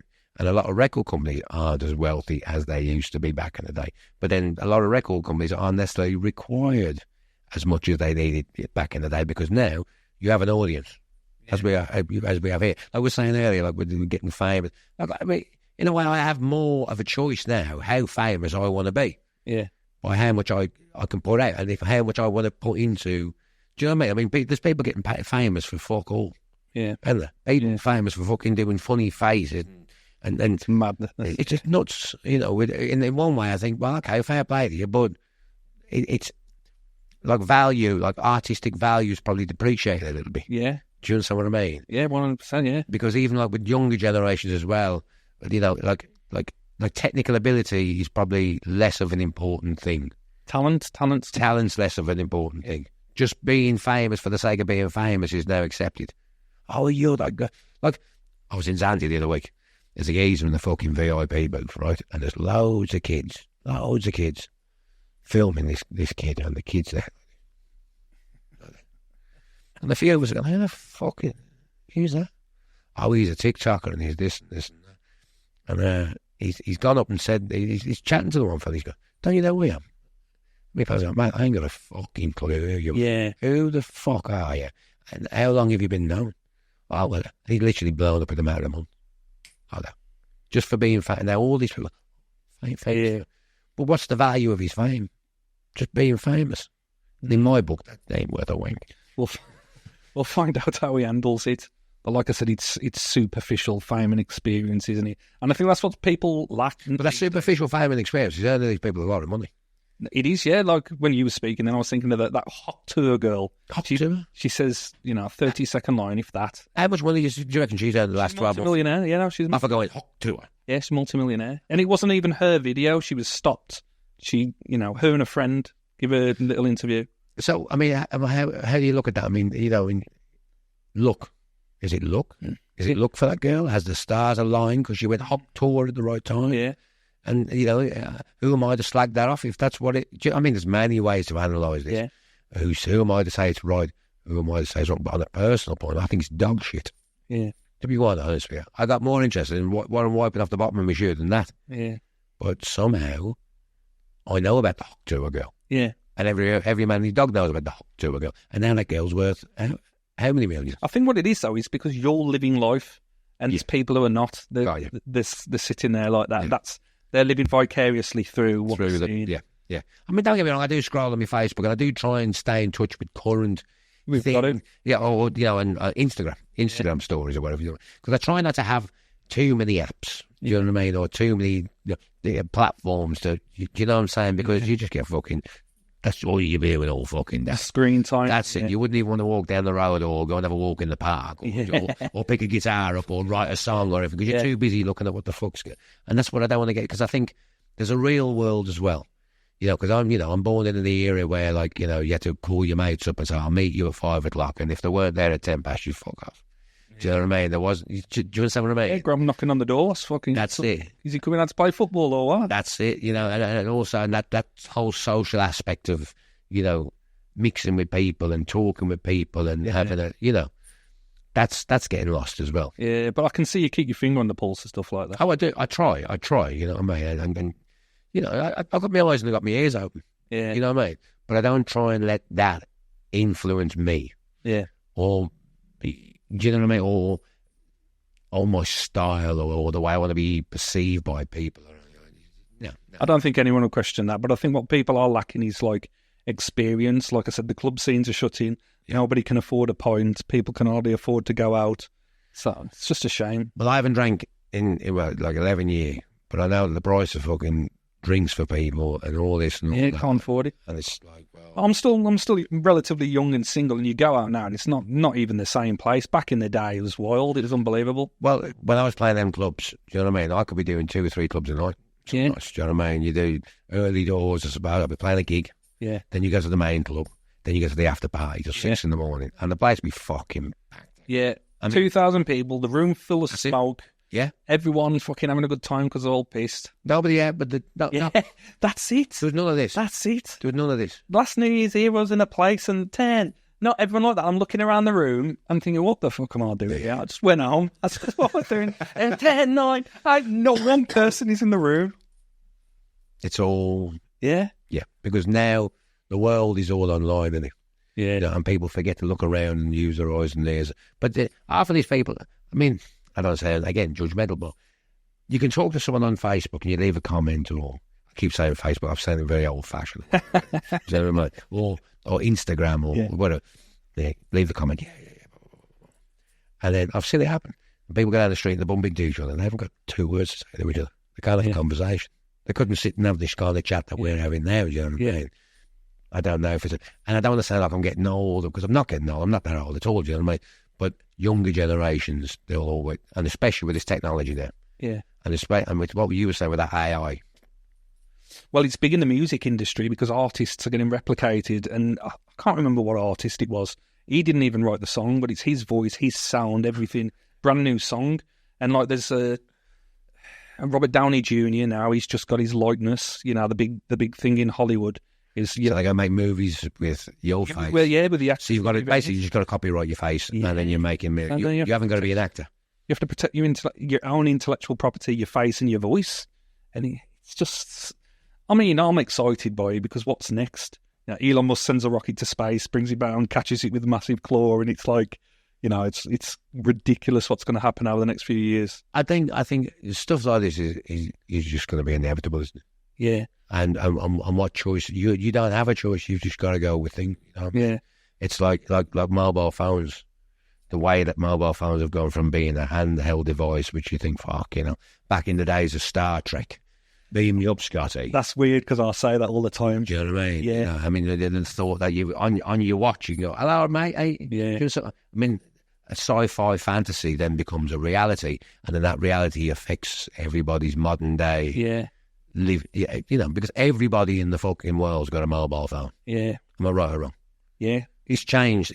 The society has changed completely because It's not a phone anymore, is it? It's like an information device, you know. it's a party. Everything's at your fingertips. If you haven't got a phone, you're out of touch. Yeah. Simple as that. You know what I mean? And that's fact, isn't it? You know what I mean? Yeah. And I wouldn't say that you have to have a phone, but if you haven't got a phone, you can't function in society. I don't. Who's not got a phone anymore? Well, this is it. You know, but even like down to banking or down to Everything. Do you know what I mean? If you say, I haven't got a phone, they go, you haven't got a phone? Yeah. They look at you like you're fucking demented. You know, oh, I haven't got this app on it. You what? You haven't got this fucking... Like someone said to me, you haven't got Uber on your phone. I said, what the fuck do I want an Uber for? But this is it. Like if there's an EMP, wipes out technology, something happens, everyone's going to be fucked. Which is why I got me horse and me apart from yourself. Yeah, and you're going to be and a good dog. So at least I won't go hungry and at least have somewhere to fucking live. Do you know what I mean? You know what I'm saying? I won't take up too much more of your time. Well, it's a pleasure, man. Couple of quick fire questions. Another drummer who I've loved is Metallica's Lars Ulrich. Lars. He's all right. So from your perspective, is he... Yeah, he's a bit shabby, look. Is he? Yeah. He's let himself go over the years. Yeah. He's all right. Just sold out. Nah, he's just technically just scrappy, man. And that's just being honest, you know what I mean? You listen to some of the recordings, it's just like, fuck. I don't know whether he's just ended up having too much money and sold too many art pieces and just forgot that he's a fucking drummer. Yeah. Do you know what I mean? Because he was good back, like in the first instance. They lost the way. He's progressively got worse, Lars Ulrich. And that's the truth. Yeah. And he has. I'd smash his job out of the fucking ballpark. 110%. I'd love to see you, Metallica. I'd smash it out of the fucking ballpark. I'd love to see that. So would I. Hopefully that'll... Yes. Oh, James, if you get a problem with Lars, you know what I mean? I do. Yeah. Fucking do. They fought Napster, didn't they, for a time? So even that, they didn't have the finger on the pulse, and that upset the fans. Yeah. And then I followed them to the Death Magnetic album, and then I think there was a couple more after that. After the Black album, I stopped listening, to be honest. Yeah. After that Black album, I mean, that was huge. I mean, then he had that fucking... I mean, at least I did hear the album where he sounded like a beer keg, the snare drum. It's very... St. Anger, was it? St. Anger, yeah. Yeah, not for me, really. I did like the style when they started dressing... When Kirk Hammett started dressing like a bit of a gangster, do you know what I mean? And the big... And the, yeah. I liked the style now. I did like the vibe. But, yeah, I mean, Metallica... Who brought in the double foot stomp? The double bass drum thing? Yeah. Fucking Louis Belson back in the 50s had double bass drums, yeah. I mean, double bass drums have been around for a while. But it's quite, I mean, it's quite like a fucking, nowadays it's like a heavy metal, it is rock thing. Yeah. Disappeared for a long period of time. Yeah, with a double bass drum thing. Are you particular about your snare and your cymbals and everything? Yeah, I'm endorsed tonight. I'm endorsed. So I got Poisty bass cymbals, which saw me out, and I've also got Natal drums, which are basically a Marshall drum kit. Yeah. Natal's owned by Marshall, but great company. Yeah, look after me on the tours, look after me with Glenn Hughes and all that, you know. And thank you very much. That's what it's about. Best in the world. Have you got any private parties or anything you want to finish off with a cheeky little story? Private party. I've got a fucking few private parties. I've got a few. I did Darren Ben's wedding. Yeah. They played his wedding. Yeah, because I know you're into the football. Yeah. It's Stephen Ward. Stevie Wonder. Stephen Ward. He's a footballer, isn't he? Yeah. Yeah, did a party for him. Did the after party for the England match. After they brought on the World Cup. That's look, You know. that's the one. Did that one day in Wembley, played out with Benny Blanco, DJ. Yeah. It was smashed. Grealish was off his welcome. All of them, I think. Yeah. As I was saying earlier, Grealish's old pals, you fucking hell. I wouldn't have left my wallet on the table, but He's got fair play to them. They seem like nice boys, though. Fair play to them. Fucking wild, man. Yeah. Fair play to them. But mind you, again, like working class lads, you know what I mean? I mean, in a way, you got to respect them for not changing or trying to be something that they're not. Do you see what I mean? Like Grealish, when he smashed all the motors up and all that, irresponsible and all that. But I don't know much about it, but for what I know, working class fella, come from nothing, you know what I mean? Right? Now, what do you expect? Yeah. He's just a kid who's been good at football. He's a proper good geezer. So does a lot for charity, gives a lot of money away, But, if they have a party and they slip up, you can't fucking, do you know what I mean? How many other people wouldn't do exactly the same? Yeah. You know what I mean? So he's just got more money than sense. Fair play to him, give me a few quid, you know what I mean? It's, There's nothing between his ears, bless him. Well, that's the thing with the football, isn't it? Do you know what I mean? The amount of money that's involved, it's just... Yeah. It's like American football players, isn't it? It's like they're the same, and they're fucking... It's too much money for what it is. It is too much money for what it is. But if you've got someone fucking stupid enough to give it you got to take it, didn't you? Yeah. You got to take it. Yeah. I mean, if you're gonna have the best of motors parked on your drive, what are you gonna do? Yeah. You got to have the best of motors, and if it's not going to affect it, fucking... I mean, how much does he get paid a week, Jack Grealish? I don't know. Ballpark figure. 120k a week. Yeah. How the fuck are you going to spend that? Once you got the car, yeah. Once you got the house, once you got the private jet, once you got all the fucking luxuries, yeah. Where's the next thrill? It's like that with P. Diddy and all that. Yeah. With what's saying about that, do you know what I mean? He's having... Fucking hell. When you get to that level... We're not getting into P. Diddy, are we? No. I hope P. Diddy don't get into me by the sound of it, because Justin don't look too fucking pleased about it, does it? Do you know what I'm saying? Keep it up on the TikTok. But what's going on in the world, man? There's what I mean. Evil people. Once you get to a level, this is the thing. This is what I'm saying to you. Once you've got all the materialistic possessions and you've bought everything, like Conor McGregor and all that, do you know what I mean? And you've experienced that thrill. Well, what's after that? Yeah. What's after that? I think it goes full circle, where poverty then becomes a fucking thrill.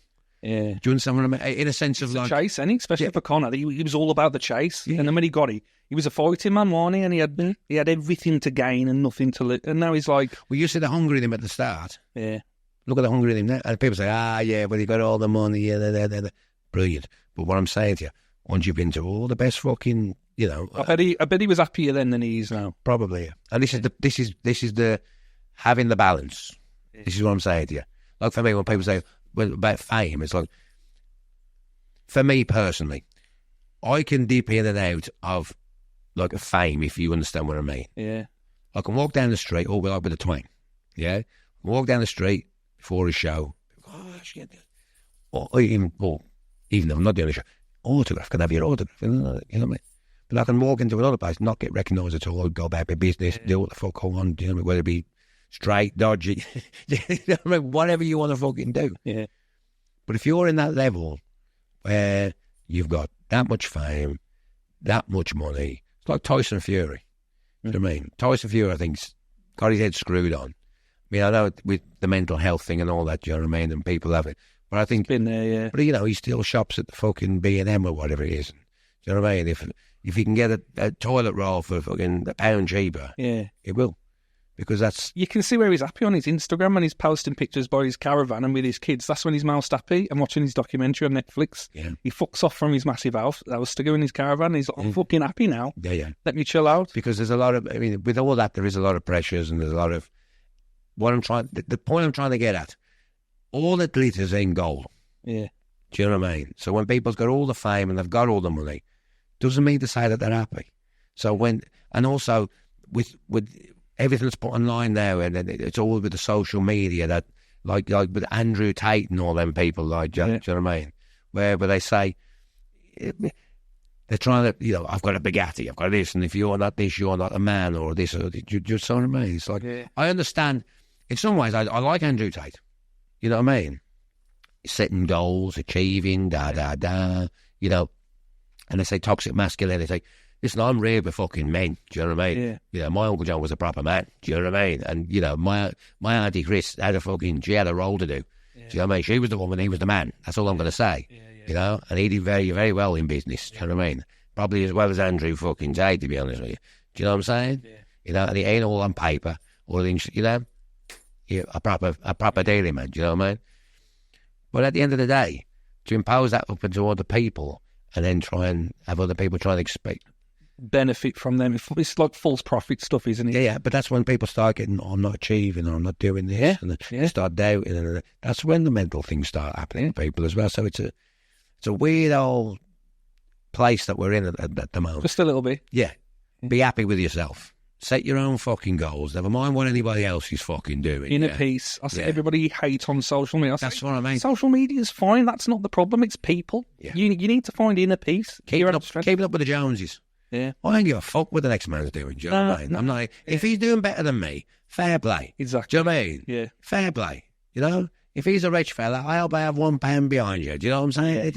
Whatever. And if you got one, I hope you have £1 more. Yeah. Do you know what I'm saying? I wish everybody the best of luck in whatever they do. I really, really do. Because I'm not a miserable fella. But I'm quite a realist. Yeah. So I stick to my own agenda. And I've got my own goals. I know what I want to do. Like you say, do you ever... I don't really go, I want to do this, I want to do that. Because I did that when I was a kid. Yeah. And I'm doing what I wanted to do. Yeah. Now I'm thinking, well, where can I go from here? And anything's possible. So if I set it's the way I look at it. If I set my idea on one goal, then I might be missing a trick here. Yeah. So I keep all my fucking options open. Yeah. So wherever comes, don't get me wrong, I will seek opportunity. But if I see something, I can grab it in the air, I'm grabbing it. Yeah, totally. Do you know what I mean? So I'm not just going to focus on one thing. Do you know what I mean? I'm going to allow... don't get me wrong, it's not like I'm just flipping good. My focus is to be the best musician I possibly be, play the biggest fucking shows I can and earn as much money as I possibly can. That's the idea. If fame comes and notoriety comes, I'll embrace it and I'll do the best I possibly can with it, the good and the bad. I think a good point as well is you've been prepared for every moment and situation to say yes. Yeah. Where a lot of people aren't prepared because they don't have the experience, the knowledge, or the know-how. But even if you ain't got the experience, say yes. Because even though I've had all the experience in the world, I don't know what's coming tomorrow. Yeah. How can you prepare for what you don't know what's coming? Yeah. Well, you can, but for what's coming might be something completely fucking different. So all that preparation was a waste of time, wasn't it?